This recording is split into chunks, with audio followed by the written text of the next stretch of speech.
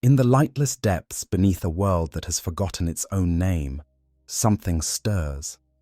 Not the calculated awakening of ancient machines following protocols etched into their programming 60 million years ago, but something else. Something that does not belong in this place of ordered silence and mathematical precision.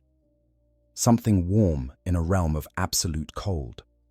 Something that breathes where nothing has drawn breath since before humanity's ancestors crawled from primordial seas. The tomb world, designated Karnak Secundus, by those who would later attempt to colonize it, exists in the eastern fringe of the galaxy, a barren sphere of rust-colored dust and shattered bedrock, orbiting a dying star. On the surface, nothing moves. No wind disturbs the perfect stillness. No weather patterns mar the cloudless, radiation-scorched sky. The planet appears dead in every measurable way, a sphere of lifeless rock drifting through the void like a monument to entropy itself. But appearances, as they so often are in this grim darkness, are deceiving. Beneath the surface, kilometers below the ancient seabed that dried up when the first dinosaurs walked old Earth, the tomb complex sprawls through dimensions that mortal minds struggle to comprehend. The Necrons who built this place understood geometry in ways that the Adeptus Mechanicus would consider heretical, folding space upon itself through mathematical principles that make a mockery of physical law. Chambers, the size of hive cities, exist in spaces that should only contain a few cubic meters. Corridors stretch for impossible distances, connecting locations that topology insists cannot be adjacent. The tomb is a masterwork of a civilization that had mastered the fundamental forces of reality itself.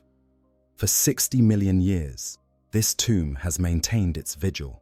Canoptek scarabs, those beetle-like constructs of living metal, have patrolled its endless corridors with tireless dedication, their anti-gravity engines humming frequencies that have not changed since the moment they were first activated. Canoptek spiders, massive arachnoid machines that tower over even the largest of mortal warriors, have tended to the stasis crypts with mechanical precision, their multiple limbs performing maintenance rituals that were old when the last Satan shard was imprisoned. The tomb's master program has monitored every system, every power conduit, every quantum fluctuation in the phase shift generators, waiting with infinite patience for the predetermined moment of awakening. But something has changed. Something has introduced a variable into calculations that were meant to be perfect. Deep in a sublevel that was never meant to house anything but reserve power cells and backup life support systems for the Canoptek constructs, the sensors detect an anomaly. Heat where there should be only absolute cold, electromagnetic activity that does not match any known Necron pattern. The faint rhythmic pulse of something that the tomb's consciousness recognizes, with a mixture of confusion and ancient, bitter memory, as organic life. The entity generating these readings is massive, roughly 4 meters tall, and encased in ceramite armor plating that bears the scars of battles fought across multiple millennia. Its form is humanoid, but distorted. A torso far too large for its legs, arms that end not in hands, but in weapons of terrible purpose. One limb terminates in a power fist, fingers the size of a man's torso frozen in a permanent grasping position, energy field generators cold and dormant around the knuckles. The other arm has been entirely replaced with an assault cannon, a multi-barreled weapon capable of spewing explosive death at a rate that would shame the heaviest of tanks. The armor is painted in colors that have faded with age, deep blue turned almost black, gold trim tarnished to bronze. Upon the chassis, barely visible beneath layers of accumulated dust and crystallized tomb atmosphere, heraldic symbols speak of an ancient chapter of Space Marines, warriors of the Emperor, who have been dead for so long their very existence has passed into legend. This is a Dreadnought, a walking tomb within a tomb, a sarcophagus that contains the broken body and undying will of a Space Marine who should have fallen in battle but was instead preserved, entombed in adamantium and ceramite, condemned to an existence that is neither truly living nor mercifully dead. Inside the armored shell, suspended in amniotic fluid and connected to the machine through neural interfaces that were painful to install and never stop aching, a consciousness waits, not sleeping, for Space Marines know no true sleep, but dormant, awareness reduced to the barest flicker of thought, dreaming dreams of battles fought and brothers lost, and an Imperium that may no longer exist in the form he remembers. The Dreadnought has been here for an unknown length of time, perhaps weeks, perhaps years, perhaps decades. Time moves strangely in the depths of Necron tombs, where the barriers between dimensions grow thin and the normal flow of causality becomes merely a suggestion. How it came to be here is a question with many possible answers, none of them pleasant. Perhaps the battle that brought it to this world ended badly. Perhaps its chapter was overwhelmed by enemies too numerous to count, and in the final moments before their defenses collapsed entirely, a surviving tech priest activated the Dreadnought's stasis protocols and hid it in the only place the enemy would not think to look. Down, deep into the bedrock, down past layers of sediment that spoke of epochs when this world had oceans and forests and life. Down into tunnels that were impossibly ancient, carved with mathematical precision that no human hand could achieve, and down into darkness that had not seen light since before humanity learned to make fire. Or perhaps the Dreadnought's presence here is the result of catastrophic system failure, its teleportation Homer beacon malfunctioning during a desperate tactical withdrawal, scattering its quantum signature across space and reassembling it in a location that should have been impossible to reach. The technology that allows such matter transmission is poorly understood at best, dependent on principles of physics that the Adeptus Mechanicus treats as holy mystery rather than comprehensible science. When it fails, the results are invariably catastrophic. Bodies merged with bulkheads, their organic components spread across molecular lattices. Warriors trapped in dimensional pockets, forever falling through spaces between spaces. Or, in rare cases, displaced across impossible distances, arriving in locations where the basic laws of reality do not quite match those of the departure point. Regardless of how it arrived, the Dreadnought is here now, and the tomb has noticed. Understanding Necron tomb worlds. To comprehend the significance of this intrusion, one must first understand the nature of Necron tomb worlds themselves. These are not merely graveyards or storage facilities. They are engineering marvels on a scale that defies mortal comprehension, each one a monument to a civilization that once dominated the galaxy, with technology so advanced it might as well be magic to those who come after. The history of these tombs stretches back beyond the memory of any living species save the Necrons themselves. 60 million years ago, give or take a few million, the Necrons made a choice that would define their existence for all time. They had defeated the Old Ones, those ancient architects of life who had seeded the galaxy with psychically gifted races. They had shattered the Saturn, the star gods who had given them immortality at the cost of their souls, breaking these terrible entities into mere shards and imprisoning them. They had won the war in heaven, that conflict so vast and terrible that its aftershocks still ripple through the fabric of reality. But victory had come at a terrible cost. The galaxy was broken. The warp had been poisoned by the psychic death screams of quadrillions of souls, giving birth to entities that would later be called demons. The enslavers, parasitic entities from the Imperium, poured through the tears in reality that the war had created, enslaving or consuming any sentient mind they encountered. The Necrons, soulless as they were, found themselves immune to this particular horror. But even they could not fight forever against an enemy that was, quite literally, infinite. So Zarek, the Silent King, the last and greatest of the Triarchs who ruled the Necron Empire, made a decision. He commanded the construction of tomb worlds across the entire galaxy. Not hundreds, not thousands. Millions of tomb complexes, each one designed to house entire populations in stasis, were built on worlds both inhabited and barren, hidden in pocket dimensions and buried beneath planetary cores. The scale of this construction project defies imagination. Every Necron, from the mightiest pharaoh to the lowliest warrior, would enter the Great Sleep. They would hibernate for millions of years, waiting for the enslavers to die out, for the galaxy to heal, for the younger races to either destroy themselves or grow weak enough to be easily conquered upon the Necrons' inevitable return. The tomb complexes themselves represent the pinnacle of Necron engineering.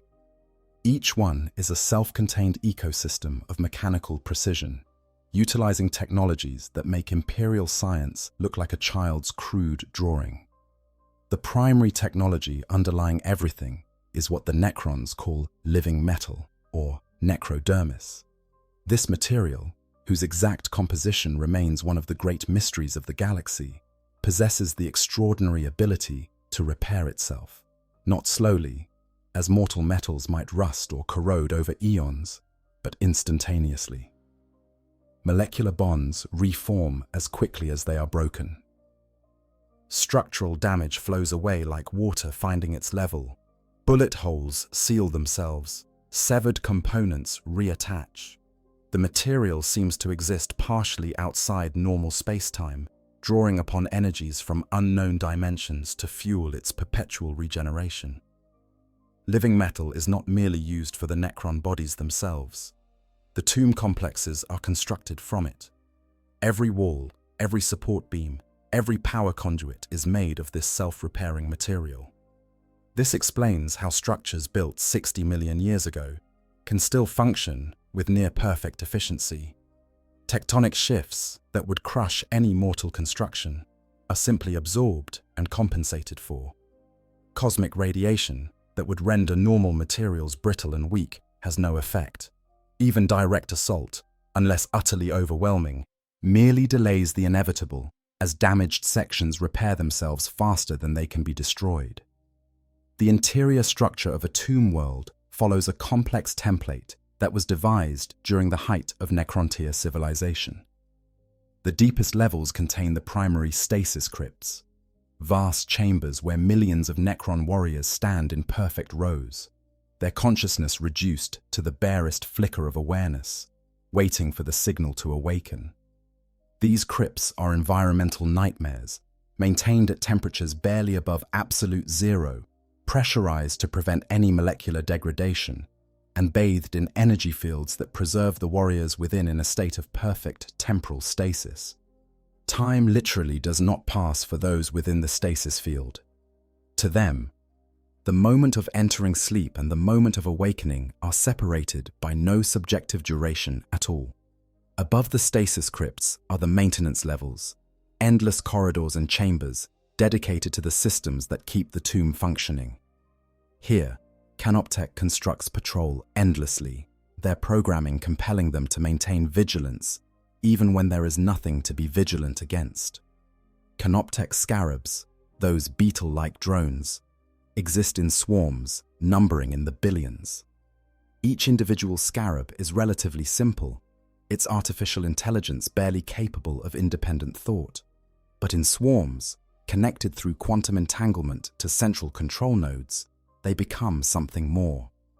A Gestalt intelligence emerges from their collective processing power, capable of solving complex engineering problems and adapting to unexpected situations. The scarab's primary function is material processing and repair. They possess the ability to break down virtually any substance, organic or inorganic, into its constituent atoms. This matter is then stored as pure energy within the scarab's internal matrices, ready to be reconstituted into whatever form is required. Need to repair a damaged wall. The scarabs swarm over it, breaking down rubble and reforming it into flawless living metal. Need to construct a new Canoptech wraith to patrol a section of the tomb that has become unstable. The scarabs gather the necessary materials, follow pre-programmed templates stored in the tomb's central consciousness, and build it from scratch. The process is fascinatingly horrific to witness. Billions of tiny machines working in perfect synchronization, their collective actions creating structures that would take mortal craftsmen years to build, all accomplished in a matter of hours or days. Canoptek spiders serve as overseers and coordinators for the scarabs.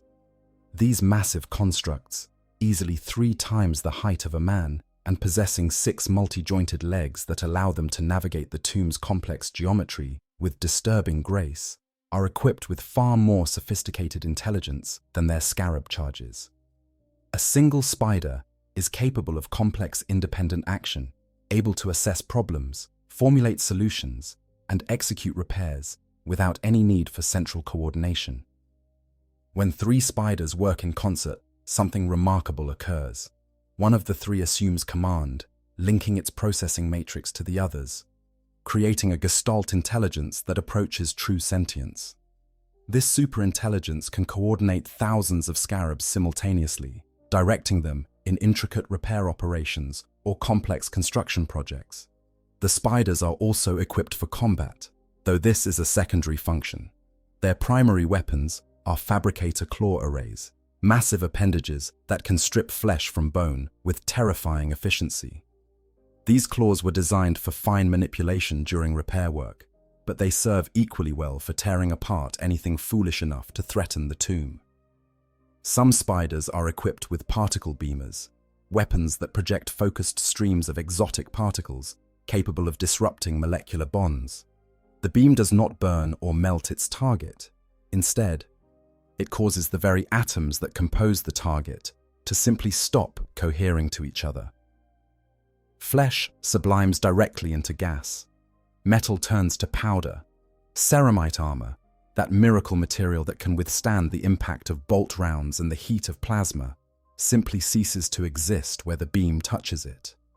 Canoptek wraiths patrol the tomb's most sensitive areas, phasing in and out of normal reality with movements that seem to mock the laws of physics.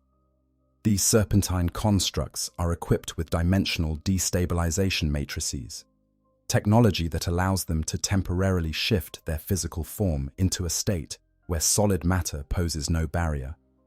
They slip through walls as if the walls were not there, their sensors scanning for any anomaly, any threat, any deviation from the tomb's expected parameters. When they encounter an intruder, the wraiths phase back into normal space, their whip-like appendages lashing out with strike velocity that breaks the sound barrier. The appendages themselves are composed of phase-shifted living metal, existing partially in normal space and partially in a pocket dimension. When they strike, they pass through conventional armor as if it were not there, appearing inside the target's body and then solidifying, shredding organs and bone from within. The tomb's command structure is rigidly hierarchical, reflecting the society that built it. At the apex sits the Tomb Lord, a Necron noble of significant rank who rules the tomb world absolutely. During the Great Sleep, the Tomb Lord remains in a state of deeper stasis than the common warriors, their consciousness reduced to almost nothing. Their dreams, if they can be called dreams, consisting of nothing but echoes of ancient glories and bitter resentments. When a tomb begins its awakening sequence, the Tomb Lord is one of the last to wake, emerging only after the basic systems have been restored and verified functional. Below the tomb, Lord, are various ranks of lesser nobility, each with their own duties and privileges. Overlords command specific phalanxes of warriors, their authority hardwired into the neural architecture of those beneath them. Lords serve as battlefield commanders and system administrators, managing the day-to-day operations of the tomb when awakened. Royal Wardens act as enforcers and champions, their programming optimized for close combat and leadership roles. The hierarchy is not merely social, but neurological. The minds of lesser Necrons are literally incapable of disobeying commands from their superiors. The biotransference process that turned living Necrontyr into immortal machines included built-in command protocols that cannot be overridden except by an authority of equal or greater rank. The cryptechs occupy a unique position in this hierarchy. These scientist-sorcerers, as they are sometimes called by those who witness their works, are the keepers and wielders of the most advanced Necron technologies. They manipulate the fundamental forces of reality itself, treating physics as a set of suggestions rather than immutable laws. A chronomancer can slow or accelerate the flow of time in localized areas, aging a target to dust in seconds or freezing them in temporal stasis. A psychomancer wields weapons that attack the mind directly, inducing terror, madness, or catatonic despair in their victims. A technomancer can control and repair nearby machinery through pure will, their consciousness interfacing with machine spirits in ways that make Adeptus Mechanicus tech priests weep with envy. The awakening process itself is a carefully choreographed sequence of events that can take years or even decades to complete properly. The tomb's master control program monitors countless variables, measuring energy levels, checking system integrity, verifying that the external environment is suitable for Necron existence. When all parameters are met, the awakening begins with the restoration of primary power systems. Reactors that have been cold for millions of years ignite, drawing energy from sources that mortal science cannot identify. Some tombs power themselves with captive stars, entire solar furnaces compressed to the size of a building and contained within unbreakable force fields. Others tap into the fundamental quantum flux of reality itself, harvesting energy from the zero-point fluctuations that exist even in the coldest vacuum. As power flows through long-dormant circuits, the canoptech constructs activate first. Scarabs emerge from their charging alcoves, testing their anti-gravity engines and manipulator claws. Spiders power up their sensor suites, scanning the tomb for damage or intrusion. Wraiths phase into existence, beginning their eternal patrol routes. These constructs then begin the process of bringing the tomb back to full functionality. Damaged systems are repaired. Power conduits are cleared of accumulated debris. Stasis field generators are tested and recalibrated. This preparatory phase can take months or years, depending on how much degradation has occurred during the Great Sleep. Only when the canoptech constructs have verified that all systems are functioning within acceptable parameters does the next phase begin. The warrior crypts open, releasing their inhabitants in carefully controlled waves. The Necrons who emerge from stasis are not immediately combat ready. The transition from temporal suspension to full consciousness takes time, measured in hours or days. Their living metal bodies must acclimate to normal space-time again. Their neural engrams must decompress from the ultra-compressed state used during storage. For the common warriors, this process is largely automatic, their simple minds requiring little time to return to full function. For the nobles, with their more complex consciousness and preserved personalities, the process is longer and more delicate. Finally, the Tomb Lord awakens. This is treated as an event of tremendous significance, attended by whatever nobility has already revived. The Tomb Lord's sarcophagus, usually a masterwork of craftsmanship decorated with honors earned during life and war, opens with great ceremony. The ancient noble rises, their optical senses glowing with baleful light, their consciousness expanding to encompass the tomb and all within it. They assess the situation, receive reports from their subordinates, and make the decisions that will determine the tomb world's immediate future. Some tomb lords immediately begin campaigns of conquest, eager to reclaim what they see as rightfully theirs. Others adopt more cautious approaches, gathering intelligence and resources before committing to action. Still others retreat inward, focusing on the restoration of their tomb world to the glory it possessed in ancient times, avoiding unnecessary conflict with the galaxy's current inhabitants. But sometimes, the awakening does not go according to plan. Sometimes the tomb has been damaged during the Great Sleep, its systems degraded beyond the canoptech construct's ability to repair. Sometimes, external forces intrude upon the tomb before the awakening is complete. Sometimes, the very fabric of reality has shifted in the area around the tomb, introducing variables that the ancient architects never anticipated. And sometimes, impossibly, an object appears within the tomb that has no business being there. An object that radiates heat and electromagnetic signatures that the tomb's sensors struggle to classify.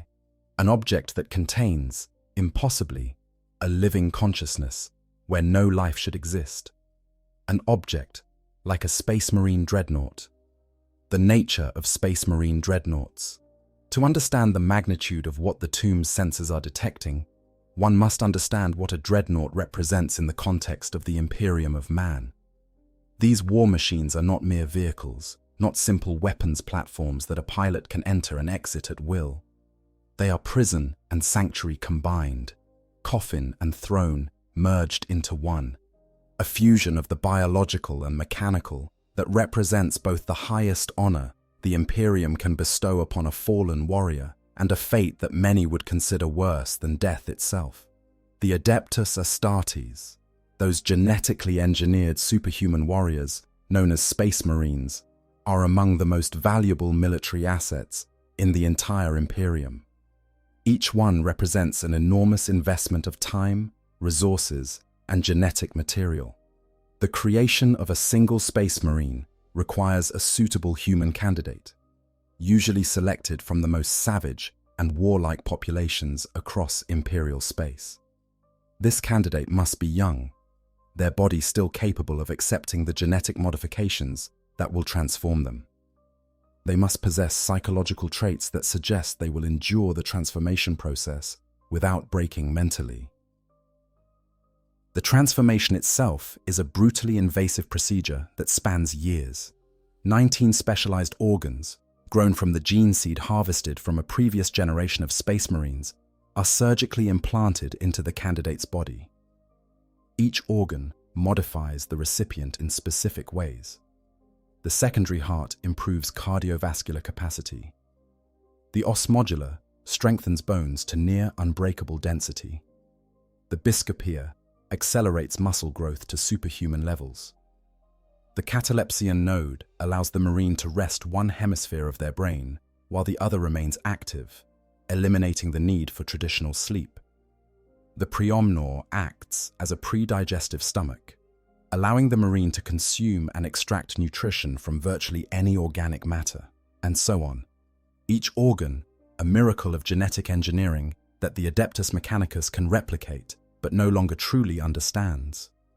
The result of this transformation is a warrior who stands over 2 meters tall, possesses strength sufficient to tear a normal human limb from limb with their bare hands, can run at speeds that would shame Olympic athletes while wearing armor that weighs as much as a small vehicle, and possesses reaction times measured in fractions of a second. Their bones are harder than steel, their blood clots almost instantly, making them nearly impossible to bleed out. They can spit acid that can dissolve metal. They can eat the brains of fallen enemies to acquire their memories. They are, by any reasonable measure, no longer entirely human. They have become something more, something designed for war and nothing but war. And yet, for all their enhancements, for all their genetic superiority, Space Marines can still be killed. A bolt around to the head will kill them just as dead as it would kill a normal human, albeit the bolter needs to penetrate several layers of ceramite armor first.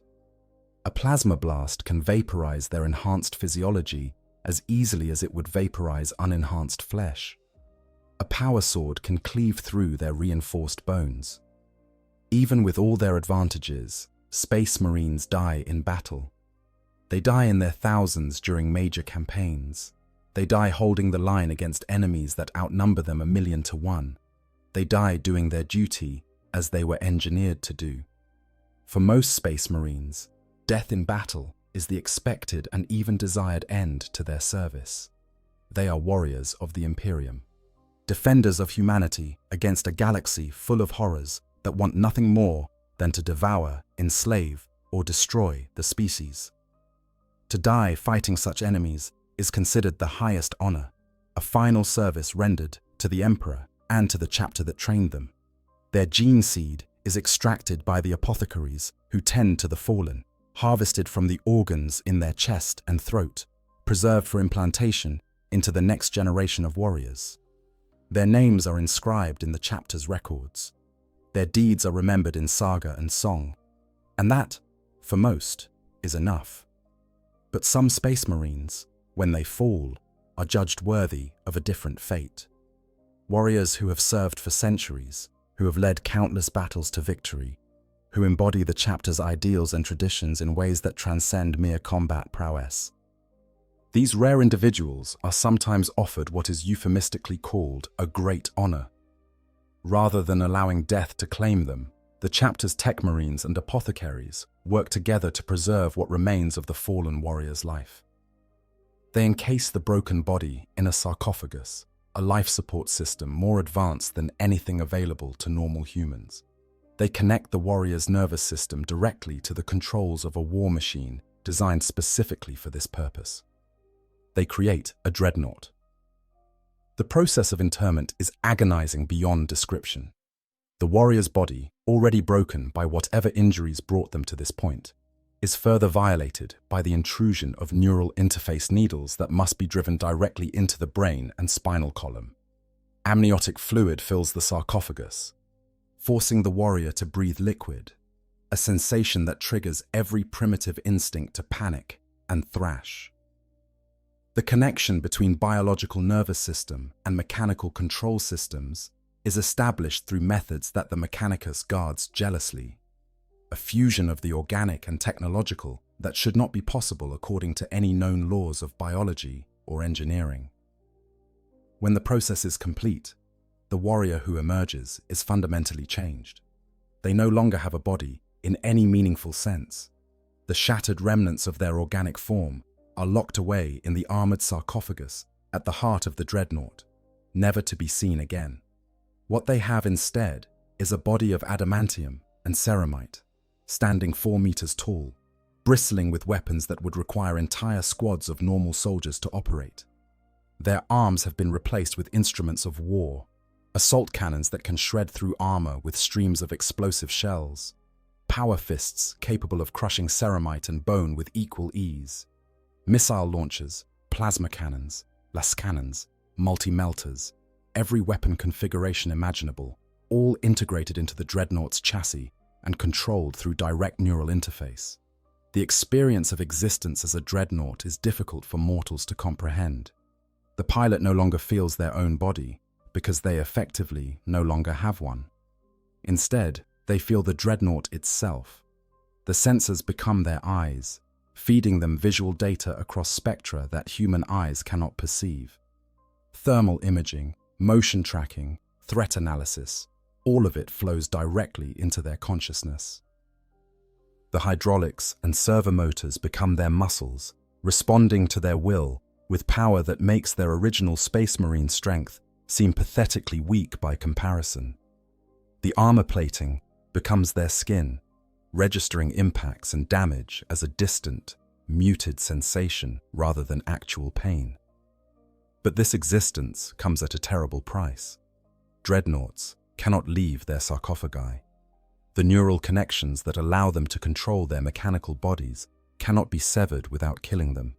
They are permanently bound to the machine, unable to ever feel the simple pleasures of physical existence again.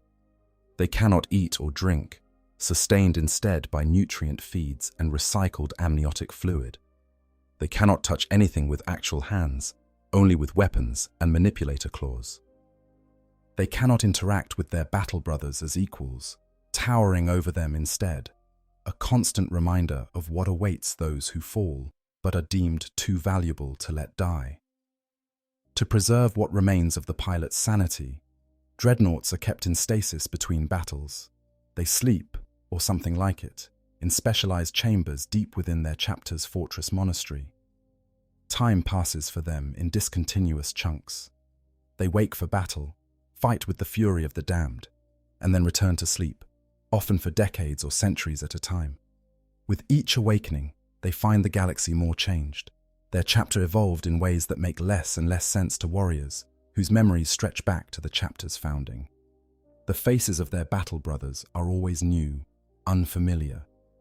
The warriors they fought alongside long since dead, and their gene seed passed on to successors who never knew the ancient ones in life. The psychological impact of this existence cannot be overstated. Many Dreadnought pilots, especially those who have served for millennia, struggle with a growing sense of disconnection from everything they once knew. Their memories of being truly alive, of having a body of flesh rather than metal, of experiencing the world through organic senses, these memories fade with time, becoming dreamlike and uncertain. They begin to forget what food tasted like. They struggle to recall the sensation of pain or pleasure. Their dreams, when they dream at all during stasis, are confused amalgamations of battles fought across the centuries, blurring together until they can no longer distinguish one campaign from another. Yet despite this, or perhaps because of it, Dreadnoughts are revered within their chapters. They are living history, embodiments of the chapter's traditions and accumulated wisdom. When ancient Dreadnoughts speak, even chapter masters listen, for these warriors have seen threats that exist now only in legend, fought enemies that the current generation knows only from ancient records. Their tactical acumen is unmatched, honed across centuries of warfare. Their dedication to the chapter and the Emperor is absolute, proven through millennia of service, when death would have been a mercy. The most ancient Dreadnoughts, those who have served for thousands of years, are given the honorific title of Venerable. These warriors are awakened only for the most critical battles, when their experience and power are absolutely necessary. Some have memories that stretch back to the Great Crusade, when the Emperor himself walked among humanity, and the Imperium was still young and filled with hope rather than grim determination. They remember Primarchs, those demigod sons of the Emperor, as living beings rather than distant legends or corrupted traitors. They fought in wars that shaped the galaxy itself, battles that make current conflicts seem like minor skirmishes by comparison. The Dreadnought that now rests in the depths of a Necron tomb, its systems in stasis mode, its pilot dreaming mechanical dreams, is one such ancient. The heraldry on its chassis, though faded and damaged, speaks of a chapter that may no longer exist. The battle honors inscribed into its armor-plating reference campaigns fought before the current age of the Imperium even began. This is a warrior who has endured for so long that the galaxy it knew has passed into history, replaced by one darker and more desperate. And now, through catastrophe or malfunction, or the simple malice of an uncaring universe, it has been deposited into the one place in the galaxy where its presence represents both an impossible anomaly and a potential disaster. The tomb's sensors continue their analysis, trying to categorize what they are detecting according to parameters established 60 million years ago. The thermal signature suggests biological life, but the energy readings indicate technological systems of significant sophistication. The object's composition includes materials that the Necron databases recognize as crude but effective armor alloys, nowhere near the sophistication of living metal, but still impressive for what the tomb's consciousness categorizes as a lesser species. The electromagnetic emanations suggest active life support systems, neural interfaces, and power generation methods that, while primitive, demonstrate at least a basic understanding of advanced principles. Deep in the tomb's computational matrices, protocols activate that have never been used before. The parameters of the Great Sleep were clear: maintain the tomb, protect the sleeping Necrons, eliminate any threats. But this situation does not fit neatly into any of those categories. The object is clearly technological, suggesting it was created by an intelligent species. But its presence here, in a section of the tomb that should be inaccessible to anything that does not possess Necron phase shift technology, suggests either a catastrophic security breach or a technological capability that the tomb's systems did not account for. The tomb's consciousness, such as it is, makes a decision. Additional Canoptech units are diverted to the anomaly's location. Wraiths phase through the walls, approaching from multiple vectors simultaneously. Spiders advance along maintenance corridors, their sensors focused on the strange heat-producing object that has appeared in their domain. Scarabs swarm in clouds that number in the millions, ready to strip the anomaly down to its constituent atoms if such action is deemed necessary.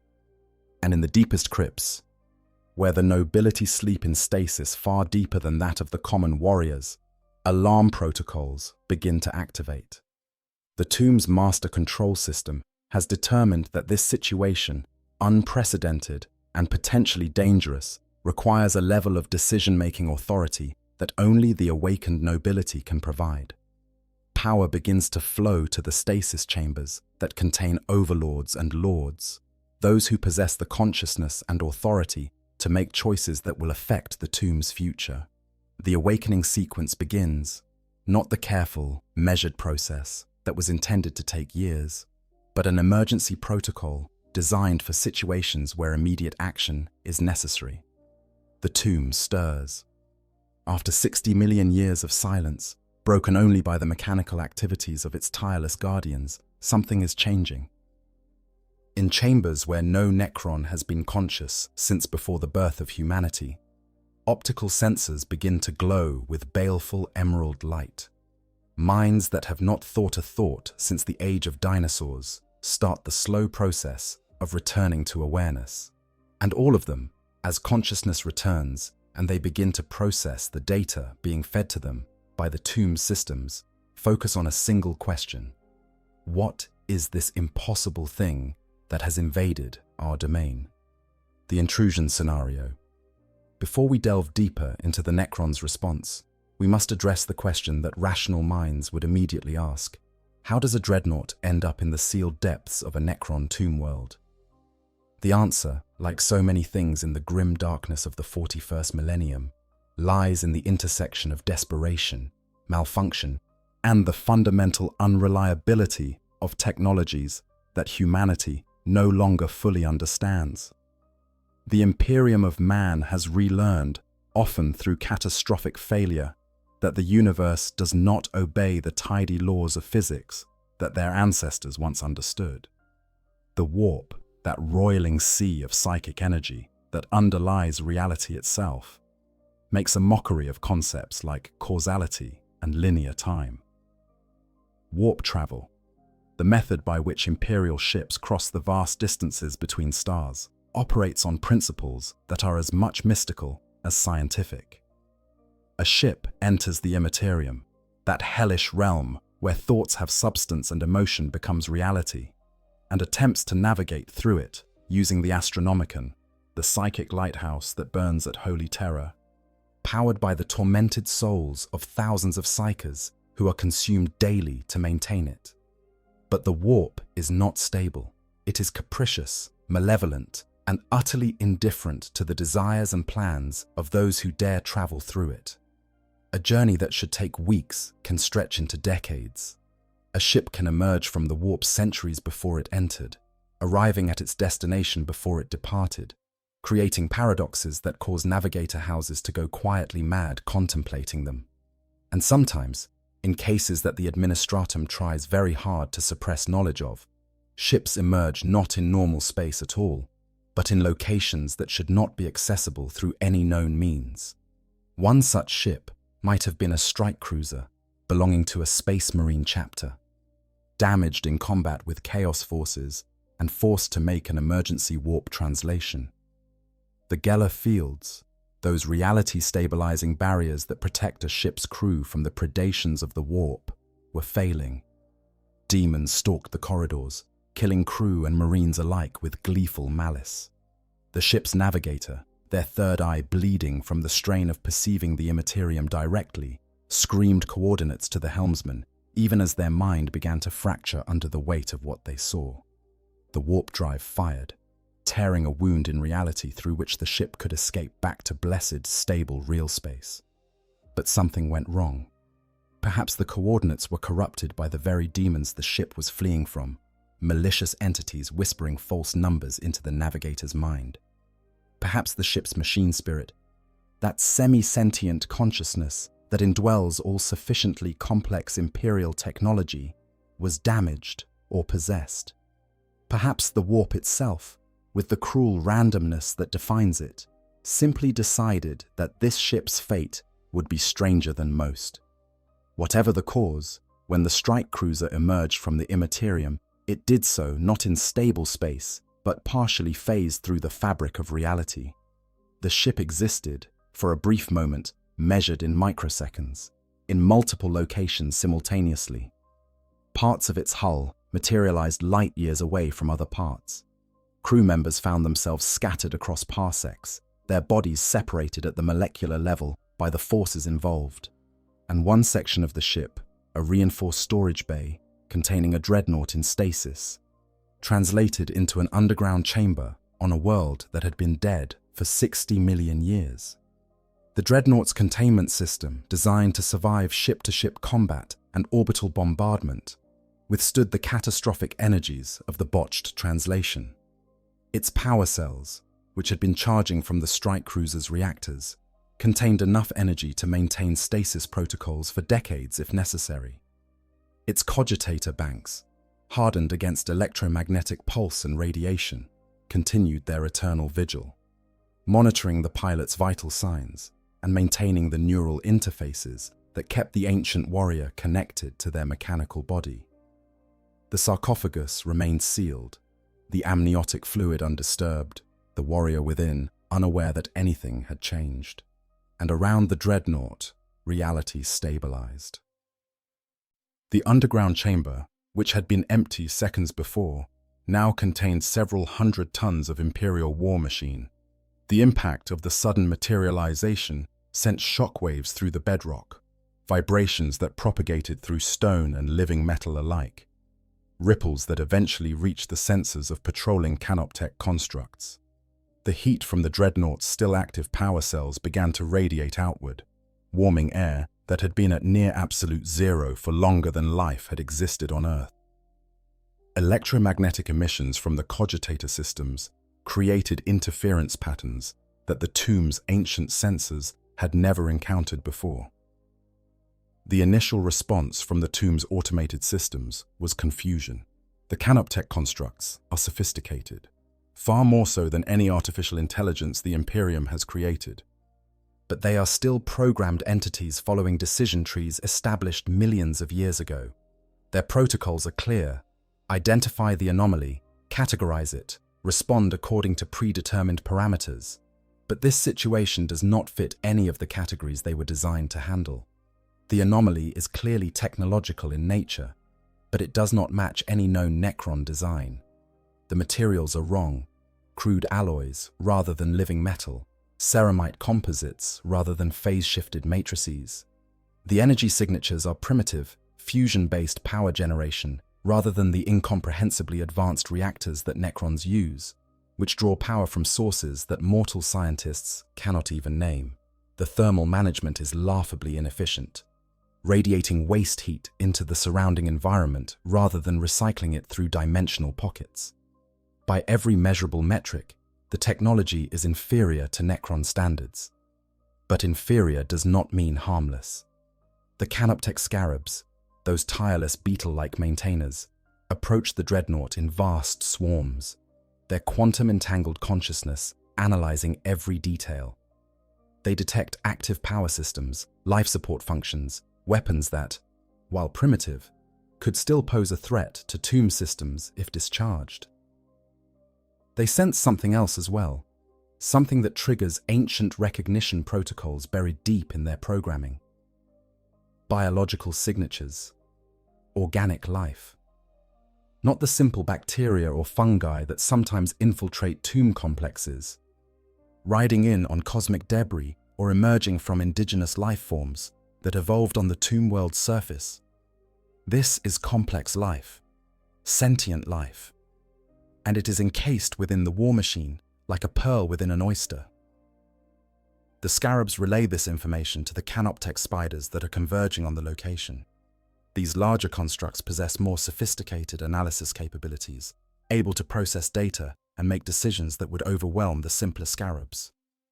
When the first spider arrives, its multiple limbs navigating the cramped underground chamber with arachnid grace, it performs a detailed scan of the Dreadnought using sensor technologies that make Imperial Auspex systems look like children's toys.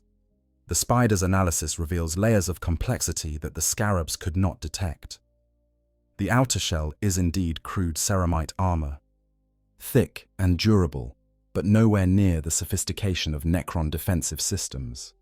Beneath that, there are multiple layers of subsystems, power distribution networks, ammunition feeds, targeting cogitators, sensor arrays, all primitive, all inefficient, but assembled with a level of craftsmanship that suggests the creators, while technologically inferior, possessed at least competent understanding of basic engineering principles. And at the heart of the war machine, sealed within concentric shells of adamantium and ceramite, connected to the rest of the system through neural interface cables, whose design makes the spider's analysis routines flag them as biologically integrated technology, there is the pilot. The spider's sensors can detect the biological mass, can measure the slow rhythm of circulatory systems maintained by machinery, can even sense the faint electromagnetic patterns that suggest neurological activity. Whatever this being is, it is alive in the technical sense, sustained by the war machine that contains it. The spider attempts to categorize what it is detecting according to the parameters established 60 million years ago. The closest match in its database is a term that has not been relevant in all those millions of years: lesser species. During the war in heaven, the Necrons encountered numerous organic races, most of them created or uplifted by the old ones to serve as soldiers and slaves in that ancient conflict. The Necrons developed certain protocols for dealing with such species: assessment, categorization, elimination if they posed a threat, subjugation if they could be made useful. The spider's programming attempts to apply these same protocols to the current situation, but there are complications. The war machine, primitive though it is located deep within the tomb complex, in areas that should be inaccessible to non-Necron entities. This suggests either a catastrophic failure of tomb security systems, which would require immediate remediation, or technological capabilities that the lesser species should not possess. The spider's logic trees struggle with this contradiction. How can a species be both primitive and capable of breaching Necron security simultaneously? The spider initiates a comprehensive scan of the surrounding area, searching for evidence of how the war machine arrived. It finds none of the telltale traces that would indicate conventional intrusion, no tunnel systems leading to the surface, no damage to the tomb's walls that would suggest forced entry, no signs of combat that would indicate the war machine fought its way to this location. Instead, there are only subtle quantum fluctuations in the local space-time metrics, patterns that the spider's ancient sensors recognize from their databases. These are the signatures left behind by dimensional translation, the residue of an object moving through spaces that exist between normal reality.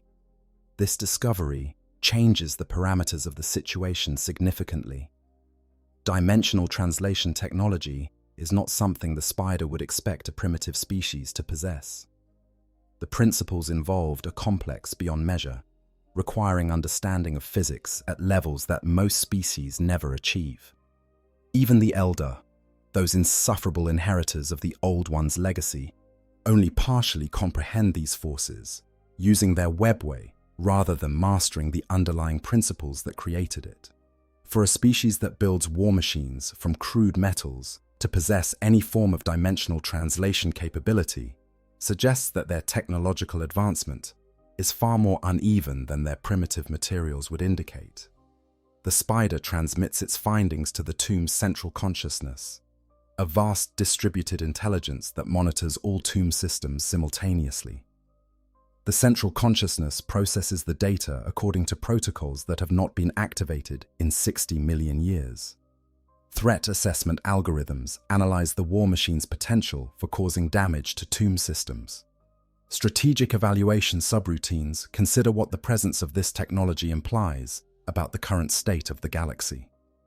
Command hierarchies are consulted, determining what level of authority is required to make decisions about how to proceed.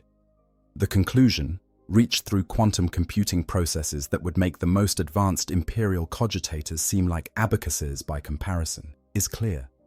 This situation requires consciousness. Not the limited, specialized awareness of canoptech constructs, but true Necron consciousness, capable of strategic thought, tactical adaptation, and decision-making that accounts for variables that cannot be predicted or programmed in advance.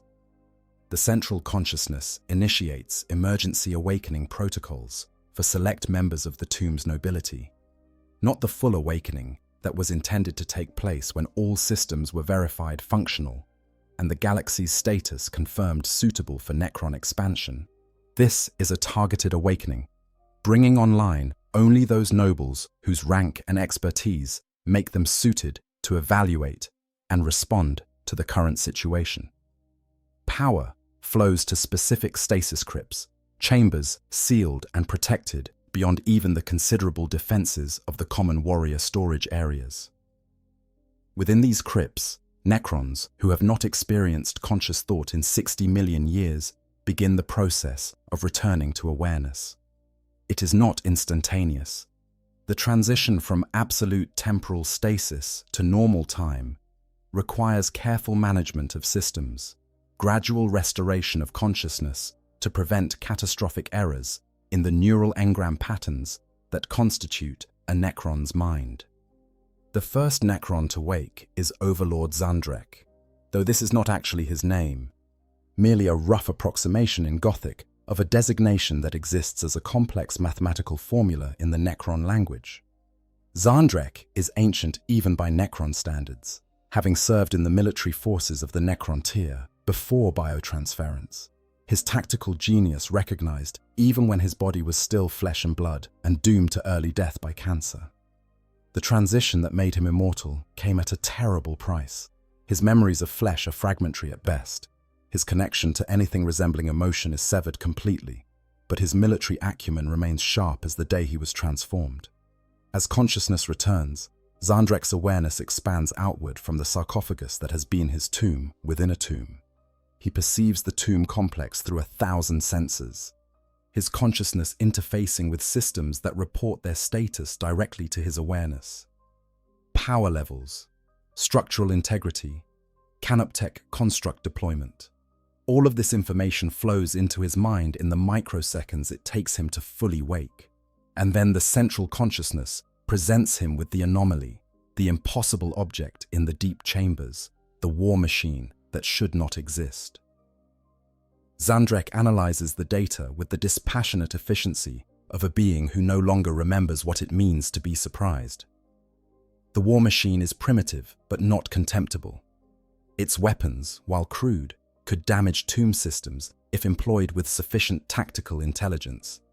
Its armor, though inferior to living metal, would still resist casual efforts at destruction. And the biological entity within, that living consciousness sealed in metal, that presents numerous questions that require answers. What species created this machine? How did it arrive in the tomb? Does its presence indicate a larger intrusion, or is it an isolated incident? What are the strategic implications of its existence here? These questions cascade through Zandrek's awareness, each one spawning further queries, building decision trees that account for hundreds of possible scenarios. But underlying all these tactical considerations is a deeper question, one that touches on something fundamental to the Necron psyche. This war machine, this fusion of living being and mechanical construct, this eternal servitude of consciousness bound to metal, is it not a mirror of what the Necrons themselves have become? The being within that sarcophagus, preserved in a state between life and death, unable to die but equally unable to truly live. How different is that from the existence Zandrek himself has endured for 60 million years? The thought, if it can be called a thought in a consciousness that no longer experiences anything resembling emotion, is dismissed almost as quickly as it forms. Philosophical considerations are irrelevant. What matters is action, decision, response to the situation at hand. Zandrek begins issuing commands, his authority transmitted through the tomb's control systems with absolute priority. Canoptek constructs are to maintain observation of the war machine, but take no hostile action unless it becomes active and aggressive. Additional nobles are to be awakened, their expertise in various disciplines required to fully evaluate the situation. And most importantly, no action that might damage or destroy the anomaly is to be taken until a complete analysis has been performed. Because Zandrek, with the cold calculus that defines Necron thought, has recognized something important. This war machine represents data. Information about the current state of the galaxy, about the species that now inhabit what was once the Necron Empire, about the technologies that have developed in the 60 million years since the Great Sleep began, and information to a consciousness that has existed for epochs, that has seen civilizations rise and fall like waves upon a beach, is often more valuable than immediate violence. The question is not whether to destroy the intruder. The question is how much can be learned from it first. And as additional Necron nobles begin to wake, as more consciousness returns to the tomb for the first time in 60 million years, as ancient minds turn their attention to the sleeping war machine and the even more ancient warrior entombed within it, that question takes on layers of complexity that will shape everything that follows. Necron perspective on lesser races. To understand how the awakening Necrons would perceive and evaluate the presence of a Dreadnought in their tomb, one must first comprehend the fundamental mindset with which the Necron nobility view all other intelligent species in the galaxy. This perspective is shaped by millions of years of existence, by memories that stretch back to an age when their current form was not yet imagined, and by a bitterness so profound that it has survived the complete dissolution of their original bodies and the erasure of most of what made them truly alive. The Necrons remember, even the lowliest warrior, its consciousness reduced to little more than programmed responses and basic awareness, retains some echo of what came before. The nobility, with their more sophisticated neural engrams and deliberately preserved personalities, remember far more. They remember being Necrontyr, a species of flesh and blood that lived brief, painful lives under a cancer-causing star. They remember their civilization's magnificent achievements, building an interstellar empire despite their physical frailty. They remember the jealousy and rage they felt when they discovered the Old Ones, those ancient, powerful beings who possessed the secrets of immortality and refused to share them. They remember the war in heaven, that cosmic conflict that raged for millions of years and nearly tore the galaxy apart. They remember their bargain with the Satan, trading their flesh for immortal bodies of living metal, not understanding the true price they would pay. They remember the moment of biotransference, when their souls were ripped from their organic forms and imprinted onto quantum matrices, losing everything that made existence worth living in exchange for eternal life. They remember discovering that the Satan had deceived them, that the gods they had trusted had devoured their very essence, leaving them as hollow immortals who could no longer feel joy or love or satisfaction. Most relevantly, they remember what came after. They remember defeating the Old Ones, those arrogant ancients who had refused them the gift of immortality.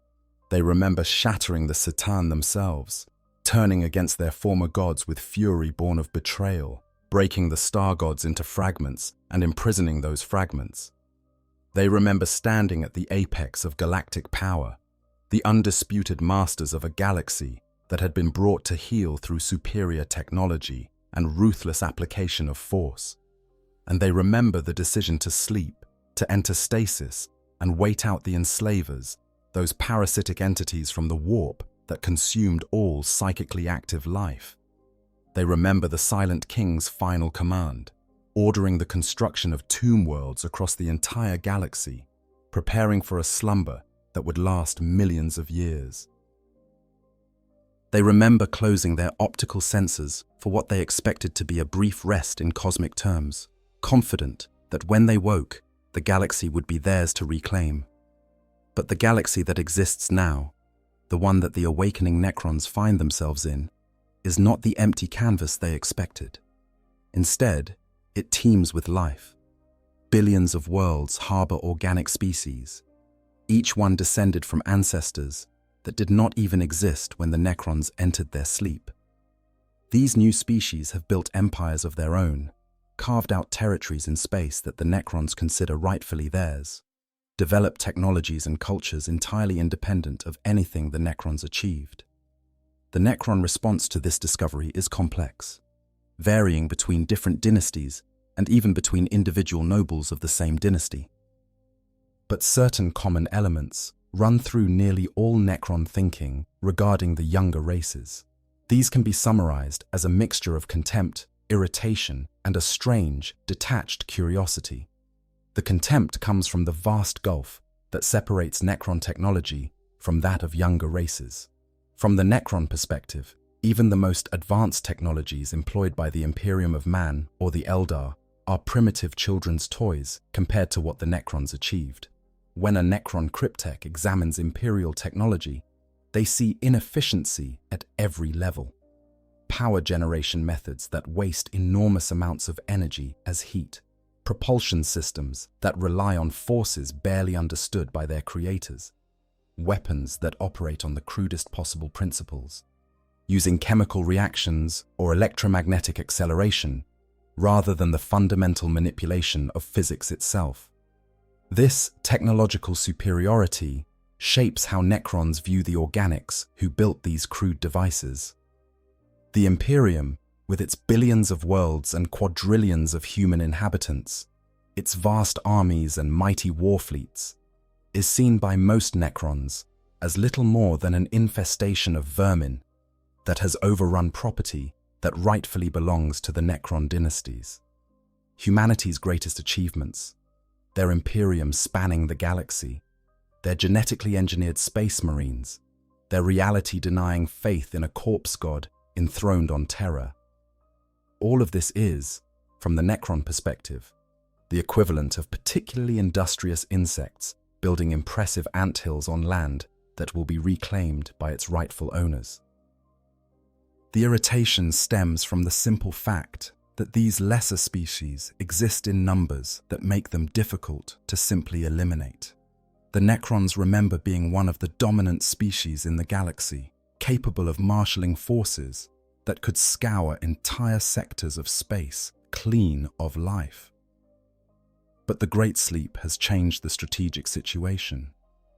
Many tomb worlds fail to wake at all, their inhabitants lost to malfunction or disaster during the millions of years of slumber. Many more woke damaged, their forces depleted by system failures or degradation that not even Canoptech constructs could entirely prevent. Meanwhile, the galaxy has filled with organic life to a degree that the Necrons, in their most pessimistic calculations before entering stasis, never anticipated.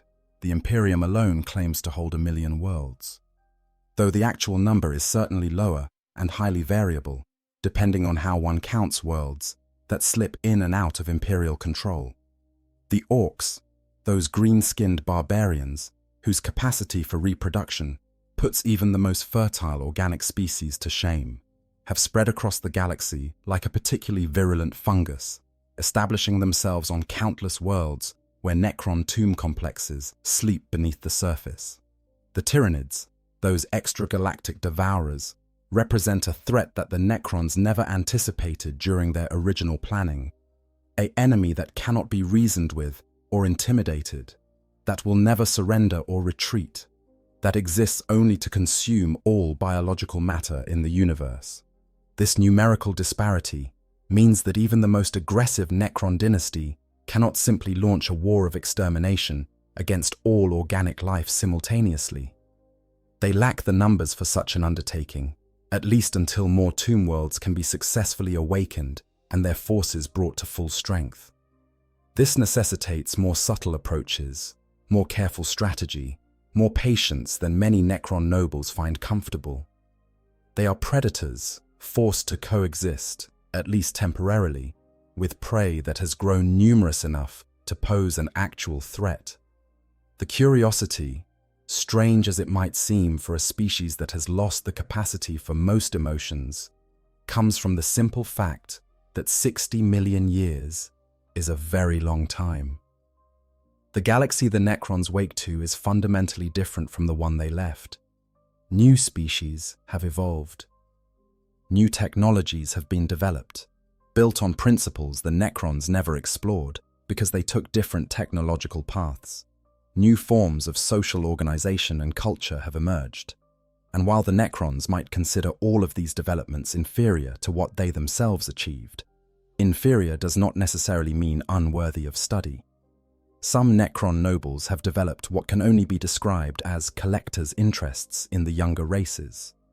Trazyn the Infinite, perhaps the most famous example, has spent eons building vast galleries of artifacts, capturing moments of historical significance in temporal stasis fields, preserving specimens of interesting species and individuals for study and display.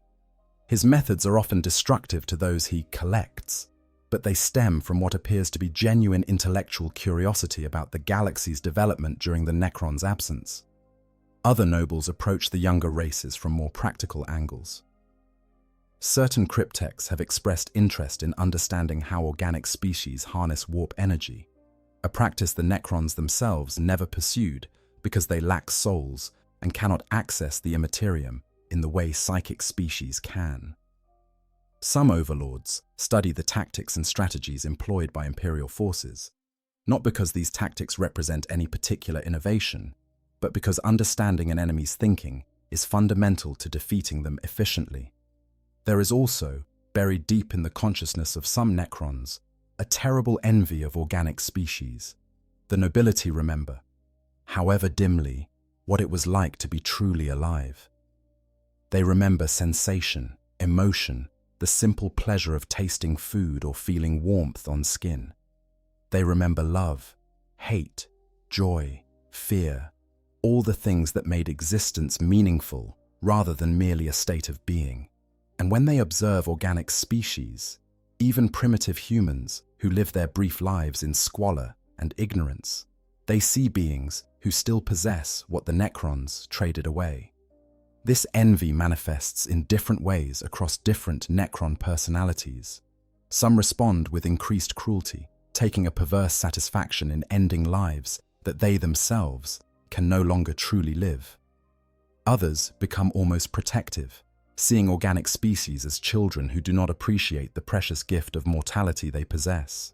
The Silent King himself, Zarek, has expressed a desire to reverse biotransference, to find a way for the Necrons to reclaim flesh and soul, even if this requires sacrificing their immortality. He views the younger races not merely as enemies or obstacles, but as potential vessels, organic forms that might be adapted to house Necron consciousness once again. When contemplating the Imperium specifically, Necron perspectives tend toward a particular flavor of contempt mixed with grudging acknowledgement. The Imperium's technological base is primitive, yes, but it functions across an enormous scale.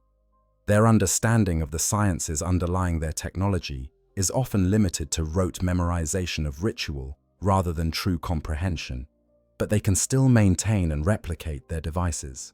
Their military forces are crude by Necron standards, relying on mass rather than sophistication, but mass has its own kind of power when assembled in sufficient quantity. The Imperium's worship of the Emperor is seen by most Necrons as particularly pathetic. The idea that humans would deify a corpse, albeit one that still maintains some measure of psychic power, strikes the Necrons as the height of desperate superstition. The Necrons, who actually did worship beings worthy of the title God in the form of the Satan, who walked and talked with their deities before those same deities betrayed them, find human faith simultaneously amusing and contemptible. What the humans call a god, the Necrons would barely classify as a particularly powerful psyker, impressive by organic standards, but nothing compared to the Satan at their full power. The Space Marines, those genetically engineered warriors that represent the Imperium's elite military forces, elicit a more complex response from Necron nobles. On one hand, they are still mere organics, still fragile flesh that can be stripped atom by atom with Gauss weaponry. On the other hand, they represent at least a basic understanding of the principle that raw human stock is inadequate for serious warfare and must be improved through technological intervention. The Necrons themselves employed similar logic during their own evolution, using cybernetic augmentation even before biotransference to compensate for their frail organic forms. The concept of space marine chapters, military organizations that maintain continuity across millennia through careful preservation of genetic material and institutional knowledge, might strike some Necron nobles as a crude attempt to achieve a form of immortality. The gene seed passes from generation to generation, carrying genetic information across the centuries, while the chapter itself maintains cultural continuity far longer than any individual human could live. It is not true immortality, of course. The individual Marines still die, their experiences lost forever. But as an organizational structure designed to preserve knowledge and capability across time, it shows at least rudimentary strategic thinking.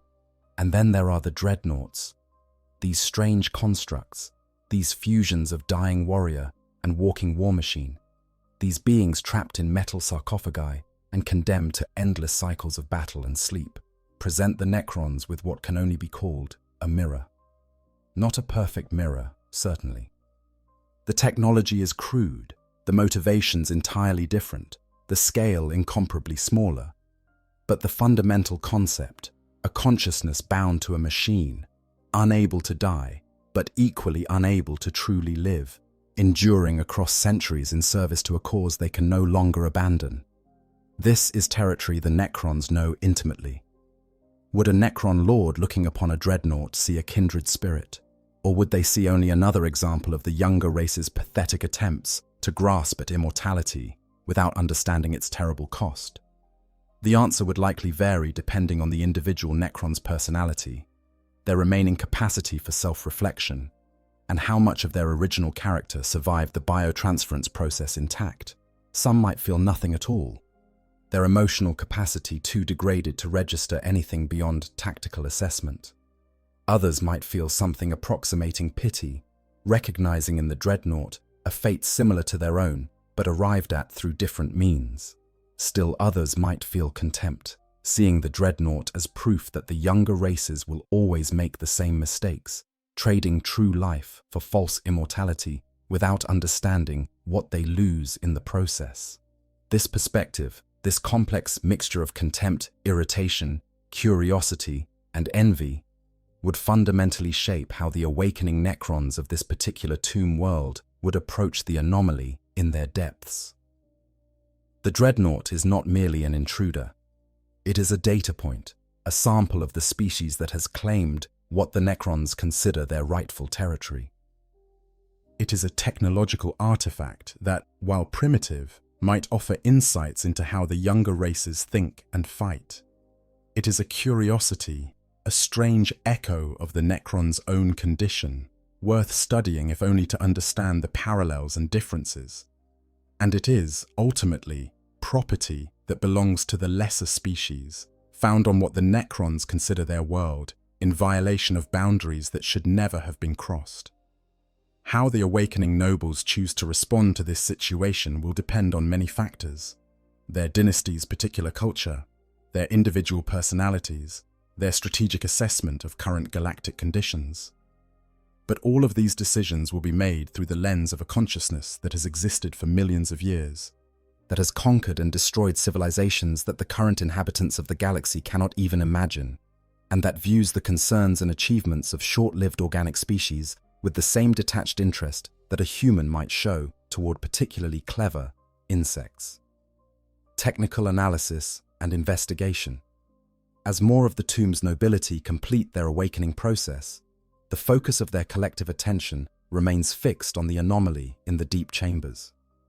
What was initially detected as a simple thermal and electromagnetic signature has, through increasingly sophisticated analysis, revealed itself as something far more complex and worthy of detailed examination. The decision has been made, at least temporarily, not to destroy the intruder immediately, but rather to study it, to understand what this strange fusion of organic life and crude machinery represents. Cryptek Immertek, a being whose title translates roughly as Master of the Fundamental Forces, but whose actual role is so specialized that Gothic lacks adequate terminology to describe it, is roused from stasis specifically for this purpose. In life, before biotransference, Immertek was what the Necrontyre called a reality sculptor, a scientist priest who understood the underlying mathematics that governed physical law and knew how to manipulate those laws to achieve desired effects. The transition to mechanical existence cost Immertek all capacity for joy in the work, all sense of wonder at the elegance of mathematical truth, but it left intact the analytical capabilities and accumulated knowledge of tens of thousands of years of study. Immertek's awakening is completed within 2 solar hours of the initial decision to conduct detailed analysis. The Cryptek's form is more elaborate than that of common warriors, or even most nobles, its living metal chassis decorated with what appear to be purely ornamental flourishes, but are actually complex quantum field generators, each one capable of bending local space-time in specific, controllable ways. Immertek moves through the tomb with the absolute confidence of a being who understands the physical principles underlying every aspect of its construction, knowing with certainty where load-bearing structures exist, which walls are merely decorative facades over maintenance tunnels, where power conduits run, and how they can be accessed. When Immertek arrives at the chamber containing the Dreadnought, the Cryptek's first action is to establish a proper analytical framework. Canoptek scarabs are directed to construct sensor platforms around the anomaly, positioning quantum microscopes, electromagnetic resonance scanners, and dimensional displacement detectors to create a complete map of the object from every possible perspective simultaneously. The sensors employed are sophisticated beyond anything the Imperium could build, capable of analyzing matter at the subatomic level, detecting quantum entanglement patterns, even measuring the probability waves of electrons before they collapse into definite states. The initial scans confirm what the Canoptek constructs had already reported, but with far greater detail. The outer shell of the war machine is composed of ceramite, an advanced composite that the Necron databases recognize as similar to materials they themselves had experimented with during the early stages of their own technological development, before discovering living metal and abandoning such primitive approaches. The ceramite here has been manufactured with reasonable competence, its molecular structure uniform and properly heat-treated, showing that whoever built it understood at least basic materials science. Beneath the ceramite are multiple layers of subsystems, each one analyzed in excruciating detail. The power generation system is revealed to be a fusion reactor, crude but functional, converting hydrogen into helium and capturing the released energy through electromagnetic induction. The efficiency is terrible by Necron standards. Perhaps 30% of the total energy produced actually becomes usable power, with the rest radiated away as waste heat. But the design shows understanding of nuclear physics and electromagnetic theory. The Cryptek notes this with the dispassionate interest of an entomologist examining a particularly clever insect's nest. The weapon systems receive special attention. The assault cannon mounted on the Dreadnought's right limb is a purely kinetic weapon, using explosive charges to accelerate metal projectiles to hypersonic velocities. Immertek analyzes the firing mechanism, the ammunition feed system, the targeting cogitators that calculate ballistic trajectories. All of it is recognizable, based on principles that the Necrons understood millions of years before humanity's ancestors discovered fire. But the implementation shows a certain brutal efficiency, optimizing for reliability and ease of maintenance, rather than sophistication. These weapons would never jam, would operate in virtually any environment, would continue functioning even after sustaining damage that would disable more complex systems. The power fist on the left arm presents an interesting technological challenge. The device generates a disruption field that destabilizes molecular bonds in whatever it strikes, allowing the massive mechanical fist to punch through armor that would normally resist such impacts. The field generation method is primitive, using what the Necrons would consider first principles electromagnetism rather than the more sophisticated dimensional displacement techniques they employ. But it works, and the engineering that allows the field to be shaped and focused with such precision, despite the crude generation method, shows genuine skill. But it is the sarcophagus at the war machine's heart that draws Immertech's primary focus. The Cryptek's sensors penetrate the layers of adamantium and ceramite, mapping the interior with molecular precision. What they reveal is both fascinating and disturbing, even to a consciousness that has not felt true emotion in 60 million years. The interior of the sarcophagus is filled with amniotic fluid, its chemical composition carefully balanced to provide nutrients, remove waste products, and maintain the organic components within. Suspended in this fluid is what remains of a human body, or more accurately, what remains of a space marine body. The Cryptek's sensors can detect the genetic modifications that distinguish space marines from baseline humanity: the secondary heart, the extra organs, the reinforced skeletal structure. All of these enhancements are still present, still functioning after a fashion, though many show signs of degradation that suggests the occupant has been interred for centuries, if not millennia. The body itself is extensively damaged. The lower half is simply missing, severed at mid-torso by whatever catastrophic injury led to this interment. One arm is gone. The ribcage has been opened, not for surgery, but because the bones were shattered beyond any possibility of healing. Mechanical devices have been installed to supplement or replace failed organs. An artificial lung supplements the Space Marine's remaining organic one. A mechanical heart assists the primary heart when the secondary fails to pump adequately. Neural interface shunts bypass damaged sections of the spinal cord. And running throughout it all, connecting every remaining organic component to the war machine's control systems, is a network of neural interface technology that makes even Immertech pause to appreciate its sophistication. The interfaces are crude by Necron standards, using electrical impulses rather than quantum entanglement to transmit information, but they work. The pilot's nervous system has been directly connected to the Dreadnought's sensors, processors, and control systems. When the pilot thinks about moving an arm, the Dreadnought's arm moves. When the pilot wishes to see, the Dreadnought's optical sensors feed data directly to the pilot's brain.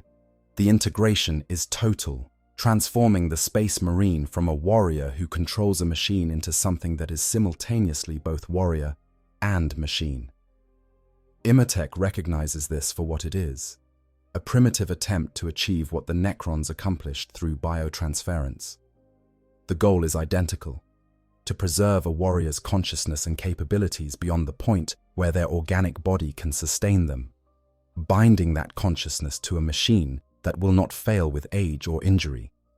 But the execution is so vastly inferior that it might as well be a different process entirely. The Necrons transferred entire consciousness patterns into quantum matrices that exist outside normal space-time, achieving true immortality at the cost of their souls.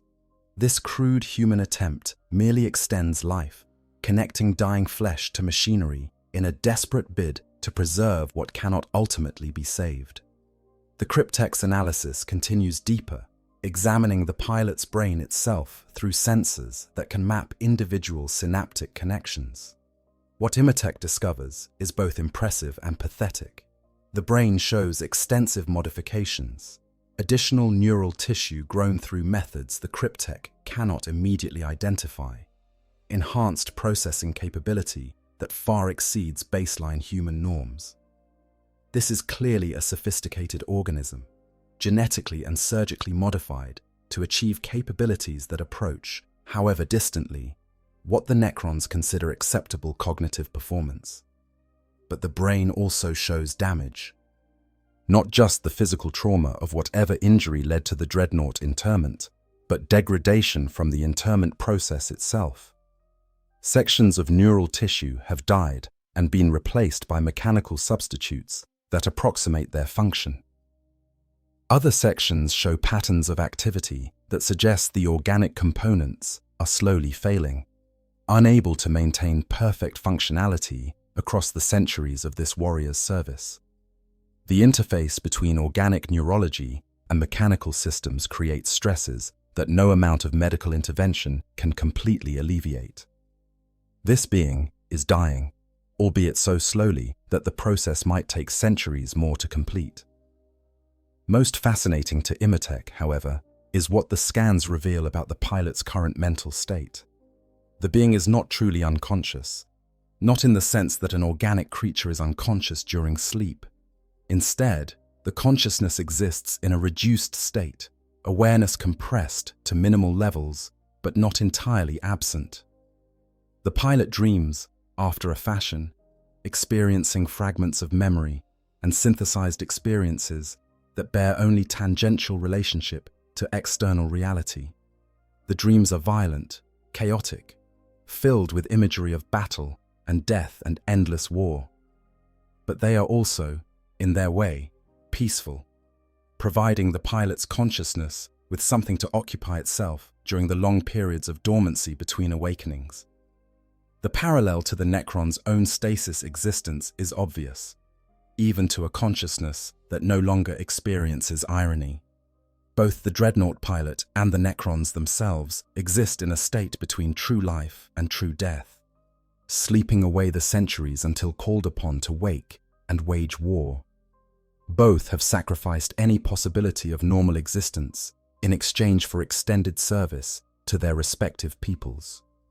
Both are prisoners of the very immortality that preserves them, unable to die, but equally unable to truly live. Immertech compiles a comprehensive report on these findings, transmitting the data to Overlord Zahandrek and the other awakened nobles for their review and consideration. The report is exhaustive, containing molecular-level scans of every component, complete analysis of all energy signatures, detailed mapping of the neural interface systems, and theoretical models of how the various systems interact to sustain the organic components within. But Immertech also includes something unusual in the report, something that shows how even a Necron consciousness that has lost all capacity for emotion can still be capable of what might be called philosophical observation. The Cryptech notes the fundamental similarity between the Dreadnought's existence and the Necron's own condition. Both involve consciousness bound to machine. Both result in existence that spans far longer than any organic lifespan should allow. Both represent a kind of immortality achieved through sacrifice of what makes life worth living.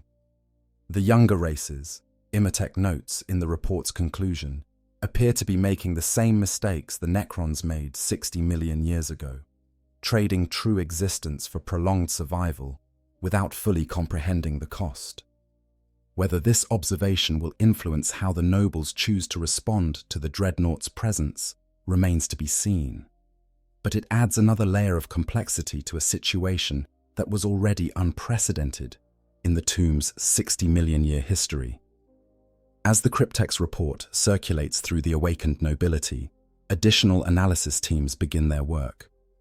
Technomancers examine the Dreadnought's weapon systems in detail, testing their capabilities through simulation rather than actual firing, calculating exactly how much damage each weapon could inflict on tomb systems if used aggressively. Chronomancers analyze the age of various components, using radioactive decay patterns and quantum degradation to establish a timeline for when the war machine was constructed and how long its pilot has been interred. Plasmancers study the fusion reactor's output, mapping its energy signatures and comparing them to known Imperial power generation methods to identify which forge world or chapter likely built this particular machine. Each analysis adds more data, more understanding, more context to the anomaly that has appeared in their tomb. And with each new piece of information, the question facing the awakened nobles becomes more complex. What should be done with this intruder? Destroy it immediately as a violation of the tomb's sanctity. Preserve it for further study, potentially learning valuable intelligence about the current state of the Imperium. Attempt to wake the pilot and interrogate them directly. Each option has merit, each presents risks, and each reflects different philosophies about how the Necrons should approach the younger races that have claimed what was once Necron territory. The debate among the nobles will shape not just the immediate fate of the Dreadnought, but potentially the broader strategy this dynasty employs as it awakens fully and begins to reassert its claim to this region of space. The nobility's response.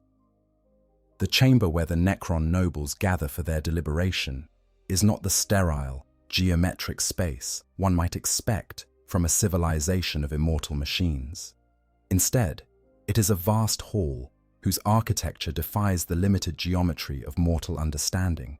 Walls that exist in multiple dimensions simultaneously, floors that suggest gravity rather than obey it, a ceiling that somehow manages to be both claustrophobically close and infinitely distant.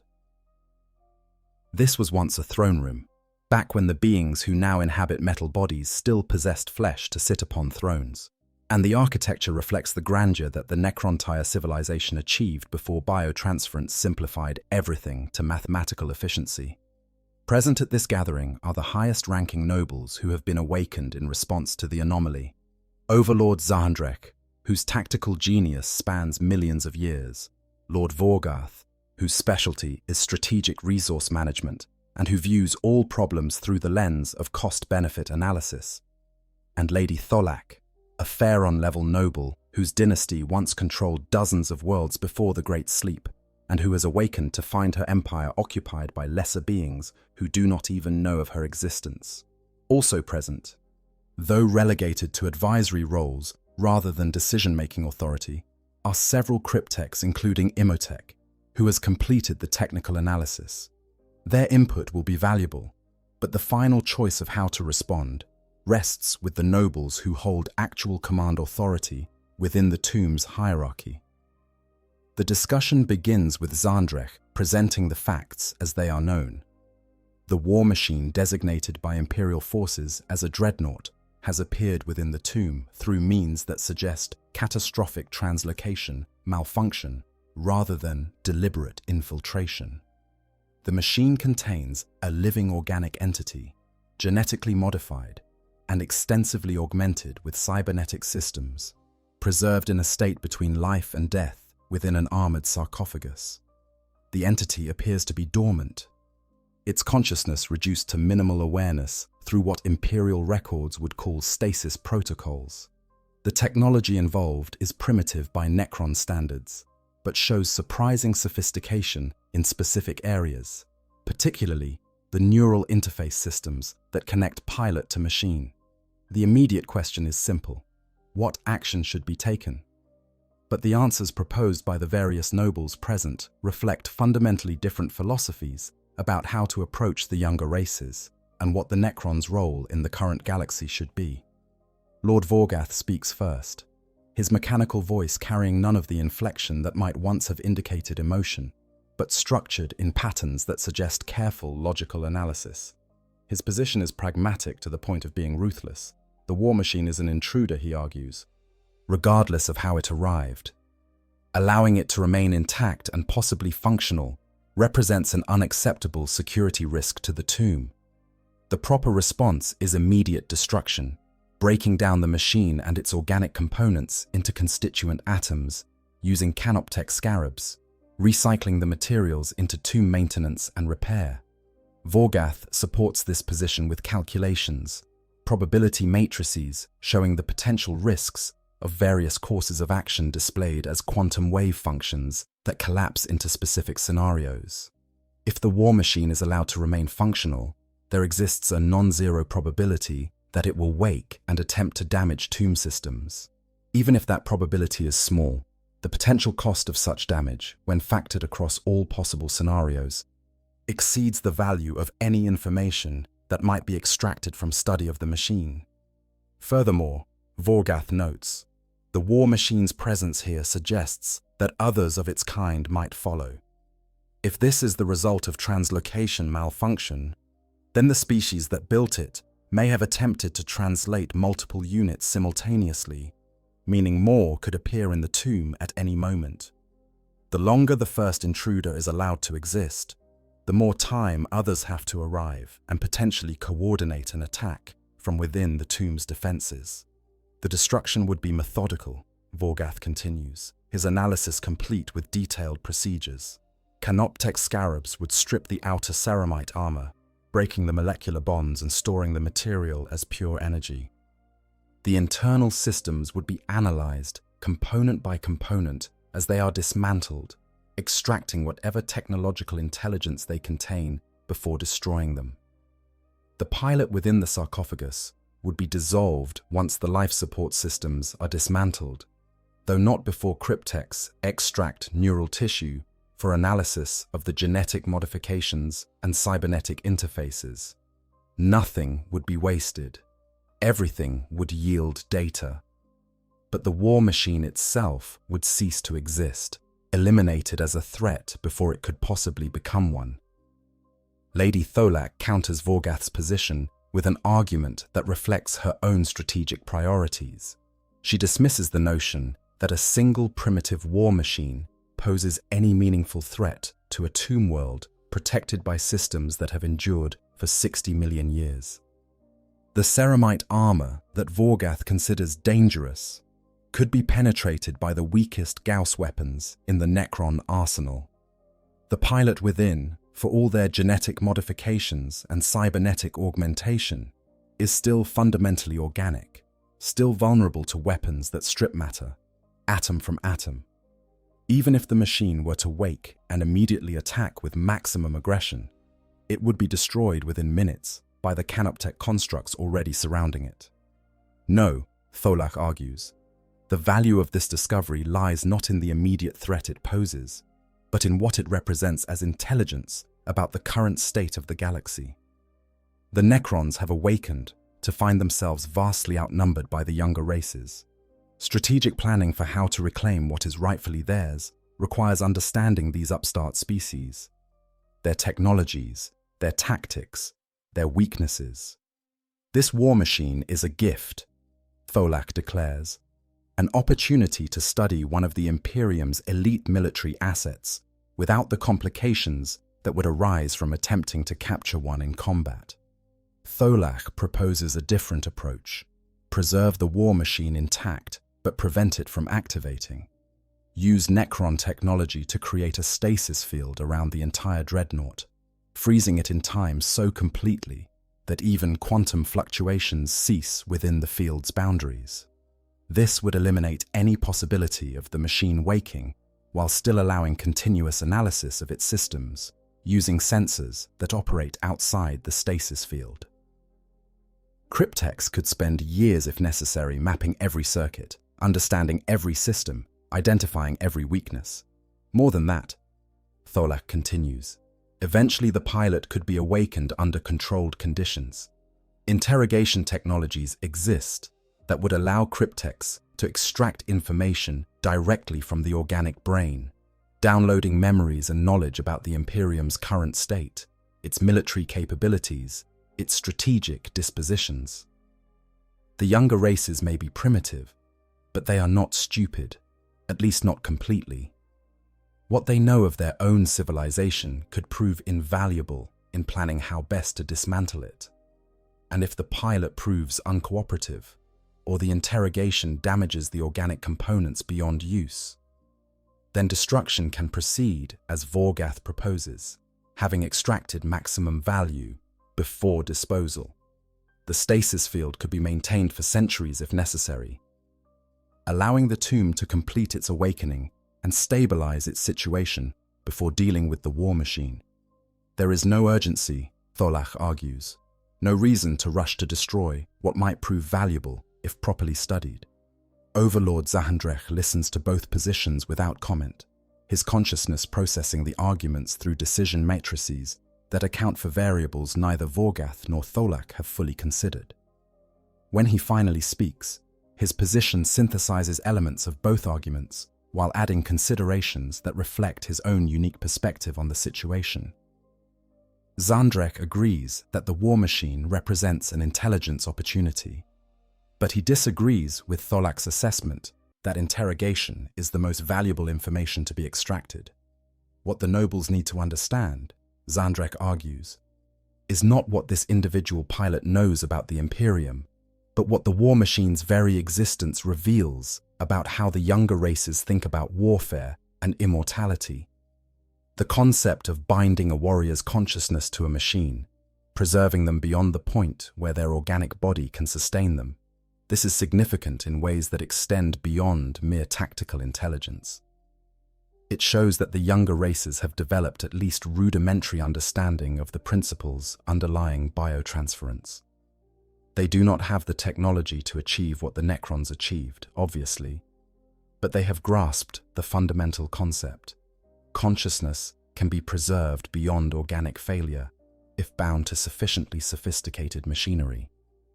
More than that, the fact that the Imperium considers this process an honor rather than a curse shows something about their psychology, their values, their understanding of what constitutes desirable existence. They prize service above all else, even above genuine life. They willingly condemn their greatest warriors to a kind of tormented immortality in exchange for continued military effectiveness. This is valuable information, Zandrek notes, because it reveals a civilization that might, under the right circumstances, be manipulated into making choices that seem honorable but ultimately serve Necron strategic interests. Zandrek proposes a middle path. Maintain the war machine in its current dormant state, but do not place it in temporal stasis. Allow it to remain operational, its systems functioning normally, while Canoptech constructs continue monitoring for any sign of activation. This serves multiple purposes. First, it allows observation of the machine in its natural state, seeing how its systems interact when not frozen in time. Second, it presents the possibility that the machine might wake on its own, allowing observation of its pilot's behavior when not under direct interrogation stress. Third, it maintains the option of either destruction or more intensive study, depending on how the situation develops. Additionally, Zandrek suggests that the war machine be moved from its current location to a more secure section of the tomb, one specifically designed to contain potential threats, while still allowing detailed observation. This compromises between Vorgarth's concern for tomb security and Tholak's desire for preservation and study. If the machine does wake and prove hostile, it will be contained in an area where it can cause minimal damage while being systematically destroyed. But Zandrek adds one more element to his proposal, one that reveals the depth of his tactical thinking. He suggests allowing the tomb's awakening to proceed as planned, while the war machine remains contained and dormant. As more Necrons wake from stasis, as the tomb's military forces are fully restored to operational status, the strategic calculation changes. What might seem like a threat or opportunity worth preserving now could be dismissed as irrelevant once the tomb returns to full power.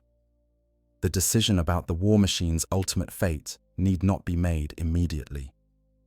It can be deferred until the tomb's leadership has a clearer picture of the current galactic situation and their place within it.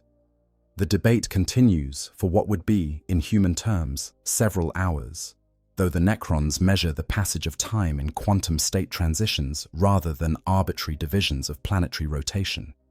Various scenarios are examined, probability matrices calculated, strategic implications considered from angles that organic minds would struggle to conceptualize.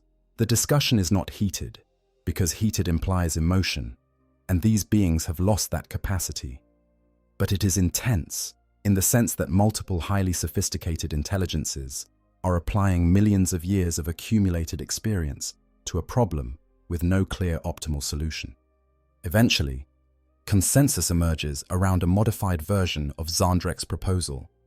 The war machine will be relocated to a secure containment facility within the tomb.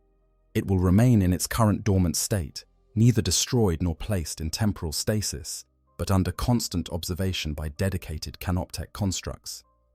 Analysis will continue, but extraction of information will proceed non-invasively, using remote sensors rather than physical intrusion into the machine's systems. The containment facility will be designed to allow rapid destruction of the war machine if it proves necessary, but this destruction will not be initiated unless the machine actually poses an active threat. This decision reflects a kind of cautious pragmatism that characterizes much of Necron strategic thinking. The war machine is neither immediately valuable enough to warrant taking risks to preserve it, nor immediately threatening enough to require immediate destruction. It is an anomaly, a data point, a curiosity that may or may not prove useful as the tomb completes its awakening and begins to engage with the current galaxy.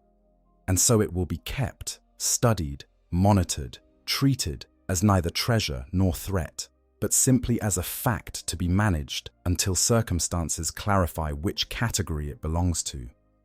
As the noble's consciousness turns to the practical matters of implementing this decision, none of them pause to consider what the war machine's pilot might think about this situation. To the Necrons, the organic consciousness within the sarcophagus is merely another component of the machine, no more worthy of independent consideration than a cogitator or power cell. That this consciousness might have thoughts, preferences, desires of its own is acknowledged as a technical fact, but dismissed as strategically irrelevant. They do not consider, because they cannot consider in any meaningful way, what it might feel like to wake as that pilot will eventually wake.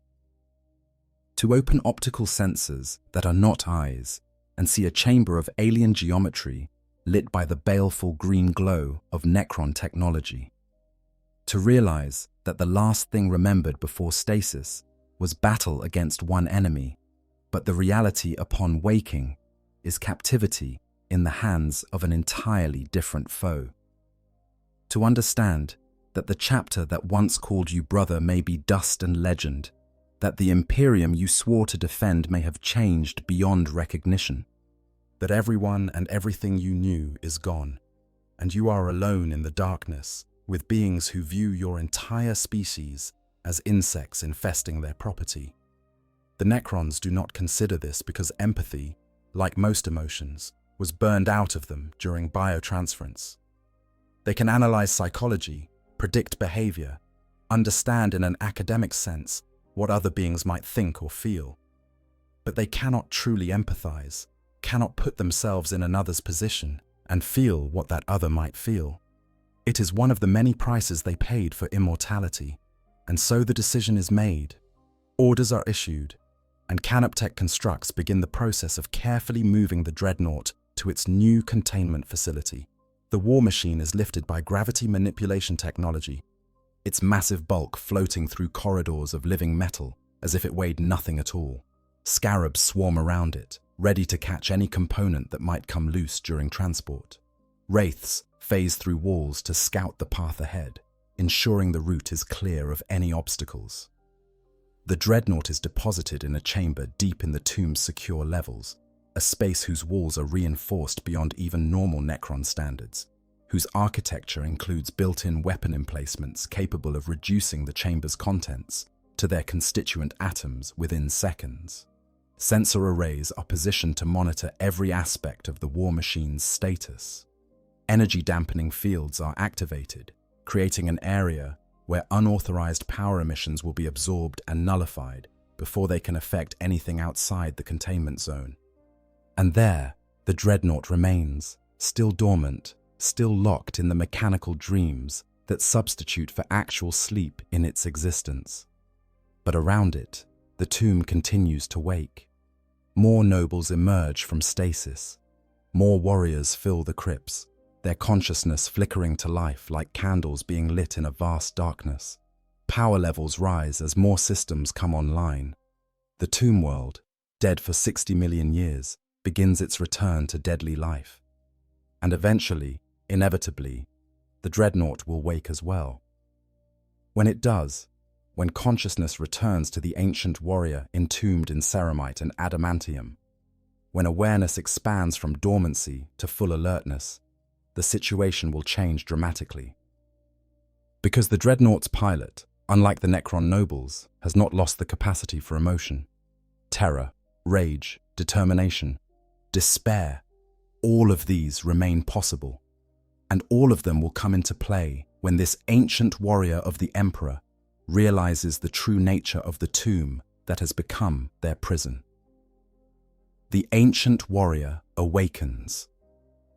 The return to consciousness is not gentle, for the being that has called itself Brother Captain Callisthenes for the 3,000 years since its original flesh died and was entombed, awareness does not gradually brighten like dawn, but rather slams into place with the brutal suddenty of combat. One moment, there is nothing, the absolute void of stasis that is not sleep, but rather the complete absence of temporal experience. The next moment, there is everything, sensation and memory and awareness flooding into consciousness with overwhelming force. The first thing Callisthenes experiences is confusion. The Dreadnought's sensors feed data directly into what remains of the organic brain, bypassing the visual cortex entirely and creating perception that is simultaneously more and less than sight. In theory, this should provide tactical awareness superior to what biological eyes could offer, with threat assessment, target tracking, and tactical analysis all integrated into a single perceptual gestalt. In practice, especially in the first moments after waking, it creates a disorienting flood of information that the organic components of the mind struggle to process. But Callisthenes has woken from stasis thousands of times over the centuries. The consciousness that once belonged to a mortal space marine captain has learned, through painful repetition, how to manage the overwhelming return to awareness. Sensory input is filtered, sorted, prioritized. Threat assessment protocols activate automatically, the wetware and hardware of the Dreadnought systems working in concert to create a tactical picture of the immediate environment. What that tactical picture reveals makes no sense at all. The chamber surrounding the Dreadnought is wrong in ways that Callisthenes' mind initially struggles to categorize. The architecture is alien, geometry that seems to fold through dimensions that should not exist, walls that appear to be simultaneously near and impossibly distant. The lighting is also wrong, emanating from sources that do not appear to physically exist, creating shadows that fall in directions gravity should not allow. The air itself, sampled through atmospheric sensors that feed their analysis directly to Callisthenes' awareness, contains trace elements that match no known composition, suggesting either a completely artificial environment or an atmosphere that evolved on a world whose chemistry followed different principles than Earth. Most immediately concerning are the machines. Dozens of them, perhaps hundreds, positioned throughout the chamber at varying distances and altitudes. Small, beetle-like constructs the size of a man's fist hover in clouds that move with disturbing synchronization, each individual unit maintaining perfect spacing with its neighbors, while the swarm as a whole flows like liquid through the air. Larger constructs, arachnoid war machines that tower 3 times a man's height, stand sentinel at regular intervals around the chamber's perimeter. Their multiple limbs end in tools and weapons that Callisthenes' tactical analysis systems cannot immediately categorize, though the threat assessment algorithms are very clear about their danger potential. And beyond these visible guardians, the Dreadnought's sensors detect energy signatures that speak of weapons systems built into the chamber's very walls. Power conduits pulse with barely contained force. Targeting systems track the Dreadnought's every microscopic movement. The chamber itself is a kill box, designed to contain, and if necessary, obliterate whatever has been placed within it. Callisthenes' first coherent thought, translated from the electromagnetic patterns that constitute thought in this existence into something approximating internal monologue, is simple. Where am I? Memory retrieval begins automatically. The Dreadnought's cogitator systems, accessing stored engrams and presenting them to the organic consciousness in ordered sequence. The last thing Callisthenes remembers clearly is battle. Not unusual in itself, practically all of this warrior's conscious existence for the past 3,000 years has been battle, wake to fight and then return to sleep, over and over in an endless cycle. But this particular battle had been desperate even by the standards of the current dark millennium. The enemy had been cultists, humans who had turned from the Emperor's light to embrace the ruinous powers of chaos. Nothing special in that. Such betrayals happen with horrifying frequency across the Imperium's vast territories. But these particular cultists had been led by something far more dangerous than mortal traitors. A demon, one of those malevolent entities from the warp given form through the belief and sacrifice of its worshippers, had manifested on the battlefield with devastating effect. Callisthenes remembers engaging the daemon, the Dreadnought's assault cannon hammering away at the creature's shifting, unnatural flesh, while its power fist swung for what might have been a killing blow. Remembers the demon's retaliatory strike, a blast of warp energy that should not have been able to affect the Dreadnought's blessed machine form, but somehow did. Reality itself bending around the creature's will. Remembers damage alerts flooding in, systems failing, the sickening sensation of connection loss as components of the Dreadnought that had been extensions of self suddenly became dead weight, and then nothing. Presumably, the battle had been won. The demon banished or destroyed. Presumably, the chapter's tech marines had retrieved the damaged Dreadnought, performed emergency repairs, placed it into stasis for transport back to the fortress monastery for more comprehensive restoration. This was standard procedure, had happened dozens of times before over the centuries. Wake for battle, sustain damage, return to sleep for repair, wake again when needed. The cycle was familiar, almost comforting in its predictability. But this chamber of alien architecture and unknowable machines, this is not the fortress monastery. This is not anywhere Callisthenes has ever seen or even heard described. And the systematic, methodical way the alien constructs are observing the Dreadnought, analyzing it with sensor beams that the threat assessment systems are screaming warnings about, suggests this is not a friendly facility making repairs. Callisthenes attempts to access external communication systems, intending to transmit an emergency Vox signal that might be picked up by any Imperial forces in range. The attempt fails. Not because the communication systems are damaged, the diagnostics show them as functional within normal parameters, but because something is actively jamming all electromagnetic emissions in frequencies the Imperium uses for communication. The jamming is total, comprehensive, executed with a precision that speaks of technology far more sophisticated than anything the Imperium possesses. A second attempt to establish situation awareness focuses on the Dreadnought's internal chronometers, trying to determine how long has passed since the last clear memory of battle. Here Callisthenes encounters another impossibility. The chronometers are functional, displaying time with the precision expected of military-grade equipment. But the date they show is impossible. According to these readings, 43 years have passed since Callisthenes was placed into stasis. 43 years. This cannot be correct. Dreadnoughts are not left in stasis for decades without reason. They are valuable military assets, too rare and powerful to simply store and forget. If Callisthenes had been in stasis for 43 years, that would suggest what?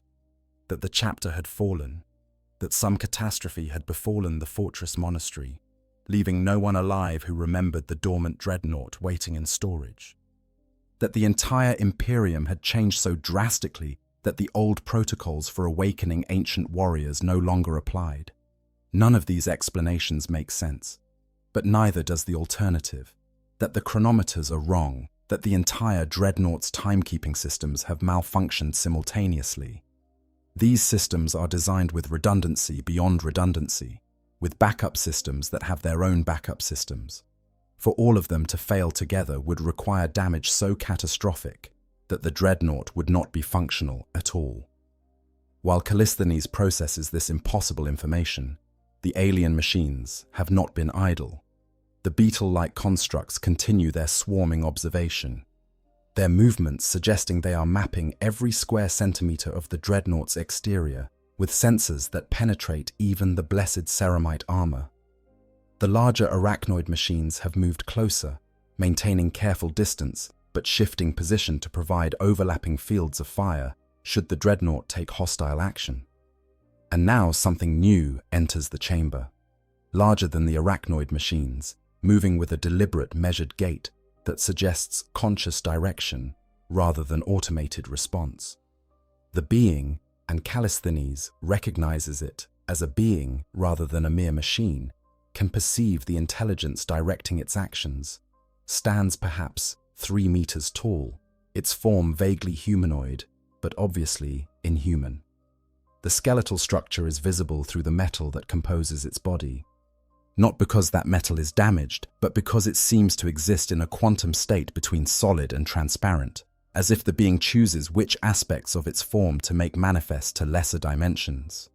The being's eye sockets glow with cold green light, a color that makes Callisthenes' threat assessment systems scream warnings even louder. Every instinct, every combat protocol, every piece of tactical doctrine burned into this warrior's consciousness over 3 millennia of warfare shouts the same message. Xenos. Alien. Enemy. But more than that, the way the being moves, the terrible patience in its measured approach, the sense of vast age and accumulated experience that radiates from it like heat from a forge. All of this triggers recognition in databases that Callisthenes had hoped never to access. Warnings that were installed in the Dreadnought's memory banks by chapter librarians who had access to information that most battle brothers never learned. Knowledge that was supposed to remain theoretical, academic, something studied but never experienced. Necron. The word echoes through Callisthenes' consciousness like a death knell. Necrons, the undying, the ancient threat that has been waking across the galaxy, emerging from tomb complexes that predate humanity's existence by millions of years. The technological terrors who once ruled the galaxy and wish to rule it again, viewing all organic life as merely temporary infestations to be cleansed from what they consider rightfully theirs. Callisthenes has never fought Necrons before. The chapter's last confirmed engagement with the alien species was over 500 years ago, before this particular warrior was even interred in the Dreadnought. But the tactical briefings exist in the Dreadnought's memory banks, installed by tech marines who update the stored data between deployments, ensuring that when ancient warriors wake, they possess current tactical intelligence. Those briefings are clear. Necrons are among the most dangerous enemies the Imperium faces. Their technology operates on principles that make imperial science look like primitive superstition. Their warriors are incredibly difficult to destroy, able to repair damage that would obliterate normal troops and phase out of existence rather than die when overwhelmed. Their weapons strip matter apart at the atomic level, making armor largely irrelevant. And their strategic patience, backed by lives that span millions of years, means they can afford to pursue objectives with a dedication that short-lived organic species cannot match. And now, apparently, Callisthenes is in a Necron tomb, surrounded by Necron constructs, being examined by what the tactical databases would classify as a Necron noble or cryptech. The implications cascade through the Dreadnought's analytical systems, each one worse than the last. The chapter does not know where Callisthenes is. The Imperium does not know where Callisthenes is. Whatever catastrophe brought the Dreadnought to this place has left it completely isolated, cut off from any possibility of rescue or support. The Necron being has approached to within 10 meters, close enough that Callisthenes could reach it with a single powered stride. The Dreadnought's combat systems scream for permission to engage, to bring the assault cannon to bear and reduce this ancient Xenos to its component atoms. But Callisthenes overrides the impulse, a decision born not of mercy, but of tactical calculation. The Dreadnought is damaged. The diagnostics make that clear, showing systems that are degraded or non-functional, components that need replacement or repair before the war machine can operate at full combat effectiveness. The power cells show a 90% charge, which sounds adequate until one considers that Dreadnought-scale weaponry drains those cells with terrifying speed. Maybe 60 seconds of sustained fire before the reactor needs time to recharge. Maybe less, if the assault cannon is employed at maximum rate. 60 seconds against however many enemies fill this chamber and the tomb complex beyond.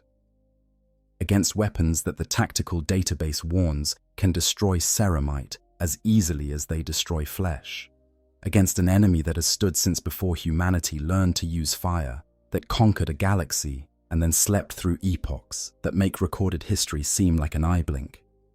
The odds are unfavorable. So Callisthenes does what any warrior with 3,000 years of combat experience would do when faced with impossible odds and uncertain circumstances. This ancient, bitter consciousness chooses to wait, to observe, to gather intelligence about the situation before committing to action that cannot be undone. The Necron being seems to recognize this restraint, tilting its head in a gesture that might almost be interpreted as curiosity, if such emotions could be attributed to something so fundamentally alien. When it speaks, its voice is not sound transmitted through atmosphere, but rather electromagnetic pulses modulated to carry meaning, received directly by the Dreadnought's communication systems, and translated through linguistic analysis protocols that struggle with a language older than the Imperium itself. "You are awake," the being says, the Gothic translation rendered in mechanical tones that carry no emotion. Unexpected. The probability matrices calculated an 83.7% chance you would remain dormant for at least another 6 solar cycles. Your awakening ahead of schedule demonstrates either robust autonomous systems or a consciousness less damaged by preservation than analysis suggested. Callisthenes responds through the Dreadnought's external vox speakers, the mechanical voice carrying what this warrior hopes sounds like authority, despite the desperate circumstances. "I am Brother Captain Callisthenes of the Emperor's Hammers chapter, Adeptus Astartes. By what right do you detain a warrior of the Imperium?" The Necron's response might be laughter, though it manifests as a pattern of electromagnetic pulses rather than vocal sound. Rights. Fascinating concept for a lesser species to invoke while trespassing in a tomb world that was constructed before your species learned to make fire. You speak of rights while standing in a chamber that my dynasty claimed ownership of 60 million years before your primitive ancestors emerged from whatever evolutionary cesspool spawned them. "I did not choose to be here," Callisthenes transmits, trying to keep the Dreadnought's weapon systems from activating while simultaneously calculating firing solutions in case combat becomes inevitable. "I was brought here through catastrophic malfunction. If you allow me to depart, I will gladly leave your territory and return to my chapter." Again, that pulse pattern that might be laughter. Depart, to return to your chapter, with full knowledge of this tomb world's location, its defenses, its current state of awakening, so that you might report to your Imperium, bring your crude ships and cruder soldiers to attempt what you would call cleansing, what we know to be reclamation of our rightful property. The Necron pauses, its optical sensors dim slightly, and then brighten again in a pattern that suggests thought processes occurring at speeds that organic minds cannot match. No. You will remain, for study, for analysis, for what you can reveal about the current state of the species that infests what should be Necron worlds. The organic components within your crude shell will provide useful data about the modifications your creators deemed necessary to produce warriors capable of challenging the galaxy's natural masters. The neural interface systems you employ show surprising sophistication for a primitive species, worthy of examination to understand how far you have come in your fumbling attempts to achieve what the Necrons perfected millions of years before your species existed. And there it is, the confirmation of what Callisthenes suspected from the moment of waking in this alien place.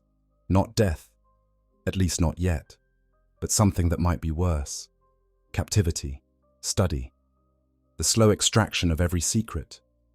Every piece of knowledge, every capability that might help these ancient aliens better understand how to destroy the Imperium when they choose to expand from their tombs. The combat protocols scream for activation. The assault cannon's targeting systems have maintained perfect lock on the Necron noble throughout the conversation. The power fist cycles up, energy field generators charging in preparation for a strike that could, in theory, cave in that ancient skull and silence that ancient consciousness, at least temporarily. Every tactical instinct Callisthenes possesses demands action, aggressive and immediate, because remaining passive means accepting a fate that no loyal servant of the Emperor should endure. But against those instincts stands cold, brutal calculation. The Dreadnought is outnumbered, outgunned, surrounded by enemies in their own stronghold. Even if this one Necron could be destroyed, there are dozens more visible in the chamber, and presumably thousands more in the tomb complex beyond. Even if Callisthenes fought with the fury of the betrayed and the strength of the desperate, the outcome is mathematically certain. The Dreadnought would be destroyed, its occupant killed or worse, and the Necrons would lose nothing of value while gaining all the information they could extract from examining the wreckage. So once again, this ancient warrior chooses patience over violence. Not surrender. Callisthenes will never surrender, would sooner die than bow to Xenos masters. But tactical withdrawal into apparent compliance while gathering information and waiting for an opportunity that might, possibly, present itself eventually. "What do you want from me?" Callisthenes transmits, the words bitter even through mechanical speakers. The Necron's optical sensors flare brighter, and the electromagnetic patterns emanating from it take on a quality that might almost be satisfaction. For now, nothing but observation. You will remain in this chamber under continuous surveillance. You will not be harmed unless you take aggressive action. Your power cells will be recharged when they run low. Your systems will be maintained at functional levels. And in return, you will exist. You will think. You will dream your crude organic dreams. And we will watch and learn and understand what the lesser species have become in our absence. The being turns to leave, its movements still carrying that terrible, patient grace, but it pauses at the chamber's entrance, turning back to address Callisthenes one final time. "Be grateful, crude construct. Of all the lesser species that have attempted to claim what belongs to the Necrons, you at least understand something of our condition. You too have traded true life for extended existence. You too exist in a state between living and dead. You too are prisoners of the very immortality that preserves you. In a galaxy full of enemies we must eventually eliminate, you at least are enemy enough to be interesting rather than merely contemptible." And with that, the Necron noble leaves, the chamber's entrance sealing behind it, with a finality that suggests no escape is possible. Callisthenes is alone, surrounded by alien machines in an alien tomb, more isolated than any warrior of the Emperor has been in all the long millennia of the Imperium's history. The Dreadnought's sensors continue their observation of the chamber, mapping every surface, cataloguing every visible threat, searching desperately for any weakness that might be exploited. The alien constructs continue their surveillance, patient and tireless in their vigil. And somewhere in the depths of the ceramite and adamantium sarcophagus, in what remains of an organic brain that has endured 3,000 years of service in this metal shell, a consciousness that was once a man named Callisthenes contemplates a future that stretches before it like an endless darkness, and begins to plan. Because planning is what warriors do when faced with impossible odds. Because giving up is not an option when duty remains unfulfilled. Because somewhere, somehow, there must be a way to escape this tomb, to return to the chapter, to warn the Imperium about this awakening threat before it is too late. The planning may be futile, the odds may be mathematically impossible, but Callisthenes has faced impossible odds before, has survived battles that should have been death sentences, has endured for 3 millennia when any sane being would have begged for the mercy of final death. What is one more impossibility to a consciousness that has made the impossible its entire existence? Conclusion. In the depths beneath a forgotten world, where ancient machines guard even more ancient sleepers, two forms of immortality have met for the first time. On one side, the Necrons, beings who conquered a galaxy and then slept through epochs, who traded souls for eternal existence in bodies of living metal, who remember being something other than what they are and can never reclaim what they lost. On the other, a space marine Dreadnought, a warrior of the Emperor preserved beyond the point where flesh could sustain them, bound to a war machine in service to an Imperium that spans the galaxy, doomed to wake and fight and sleep in endless cycles until final destruction grants them peace. The encounter between these two forms of existence raises questions that neither side can fully answer. To the Necrons, looking upon the Dreadnought and its pilot, do they see merely another example of the younger race's primitive attempts to grasp at immortality? Or do they see, reflected in ceramite and adamantium, a mirror of their own cursed state? Does the cryptech analyzing the neural interface technology recognize the terrible familiar in this fusion of organic consciousness and mechanical form? Does the Overlord making strategic calculations about whether to destroy or preserve this intruder? Consider what it means that the species they view as insects have independently discovered the same terrible bargain. And for Callisthenes, trapped in an alien tomb with no hope of rescue, no certainty of escape, what meaning does duty hold when the very concept of returning to the chapter seems impossible? How does a warrior trained to know no fear face a situation where courage and skill seem irrelevant against an enemy that has endured since before humanity's ancestors learned to speak? What does it mean to serve the Emperor when service may consist of nothing more than existing under alien observation, a specimen to be studied and eventually discarded? These questions do not have easy answers. Perhaps they have no answers at all, but they exist, hovering in the green-lit darkness of the containment chamber, as present as the Dreadnought's armor or the Canoptek's scarabs that swarm around it. What happens next in this strange encounter depends on choices yet to be made. The Necron nobles might decide the Dreadnought has yielded all the intelligence it can provide and order its destruction, reducing warrior and machine both to constituent atoms that can be recycled into tomb maintenance. They might choose to preserve it indefinitely, keeping their specimen alive and aware for study that could span centuries or millennia. They might attempt to turn it, to break the pilot's will and convert them into a servant of the ancient empire, though such efforts would almost certainly fail against a consciousness forged in the fires of space marine indoctrination. Or circumstances might change in ways neither Necron nor Dreadnought can predict. Perhaps the tomb's awakening attracts the attention of other Imperial forces, leading to a battle that might provide Callisthenes with an opportunity to escape in the chaos. Perhaps internal conflicts within the Necron dynasty lead to shifts in policy regarding how to handle alien artifacts and specimens. Perhaps the galaxy itself, with its endless wars and catastrophes, intrudes upon this tomb in ways that reshape everyone's strategic calculations. What seems certain is that this encounter represents something larger than the fate of a single Dreadnought or the curiosity of a single Necron tomb. It is a preview of conflicts to come as the Necrons continue their awakening across the galaxy. As more tomb worlds shake off the dust of 60 million years and return to activity, they will encounter the younger races who have claimed what the Necrons consider their rightful territory.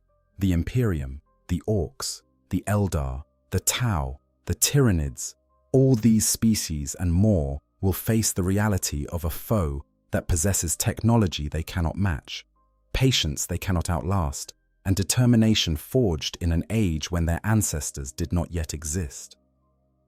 The Necrons view this as reclamation, the restoration of order to a galaxy that has run wild in their absence. The younger races see it as invasion, an existential threat to civilizations that have every right to exist independently. Neither perspective is entirely wrong, neither is entirely right. The galaxy is large enough to contain multiple truths, multiple perspectives, multiple valid claims to territory and dominion. But it is not large enough to allow all these claims to coexist peacefully. War is coming. In many places across the galaxy, it has already arrived. The Necrons are waking, and with them wake technologies and weapons that the current age can barely comprehend, let alone counter. The younger races, for all their primitive tools and short-lived perspective, have numbers and desperation on their side, along with the simple fact that they view this galaxy as theirs by right of possession, if not creation. The outcome of this conflict is uncertain. Perhaps the Necrons will reclaim their empire, scour the galaxy clean of organic life, and rule once again as they did in ancient days. Perhaps the younger races will find ways to defeat technology with determination, to overwhelm sophistication with sheer mass, to bury the Necrons under weight of numbers and force them back into their tombs. Perhaps something else entirely will occur, some third option that neither side has anticipated, some shift in the galactic situation that renders the entire conflict irrelevant. But for now, in this moment, in this tomb, there is only the encounter between ancient immortality and desperate endurance. The Necron nobility continues its debate about what to do with their unusual prisoner. The Canoptech constructs maintain their tireless watch, ready to respond to any sign of aggression. And Callisthenes, that consciousness that has existed for 3,000 years in a body of metal rather than flesh, thinks and plans and waits for an opportunity that may never come. This is the reality of the 41st millennium. There is no peace, there is no safety, there is only the grim determination to endure, to serve, to fight, even when fighting seems pointless, to hope, even when hope seems foolish. In the darkest corners of the galaxy, where ancient terrors wake from slumber that spans epochs, where the youngest of the galaxy's civilizations face threats they can barely comprehend, where every victory is temporary and every defeat potentially final, there is only war. And in that war, there are no simple answers, only choices, only consequences, only the endless grinding forward of history, indifferent to individual suffering, unmoved by species-level concerns, caring nothing for the hopes and dreams and desperate struggles of beings who exist for heartbeats against the cosmic scale. The Dreadnought waits, the tomb world awakens, and somewhere, in the vast darkness between the stars, the galaxy continues its inexorable turn toward whatever future awaits. Whatever that future holds, it will be written in the same language that has defined the galaxy for millions of years. Blood, fire, and the unwavering determination of those who refuse to surrender, even when surrender would be the sensible choice. If you've enjoyed this deep dive into the horrifying meeting between Necron immortality and Imperial determination, if you found yourself drawn into the darkness beneath that ancient world, please consider hitting that like button. Subscribe to the channel to join us as we continue exploring the grim darkness of the far future, where there is only war. Share this with others who appreciate the complex horror of Warhammer 40k, where the lines between preservation and damnation blur until they become indistinguishable. Until next time, remember, the galaxy is vast, the darkness is deep, and in the shadows between stars, ancient powers are waking to reclaim what they believe is rightfully theirs. The Emperor protects, but against foes who remember when there were no humans to protect, that protection may not be enough.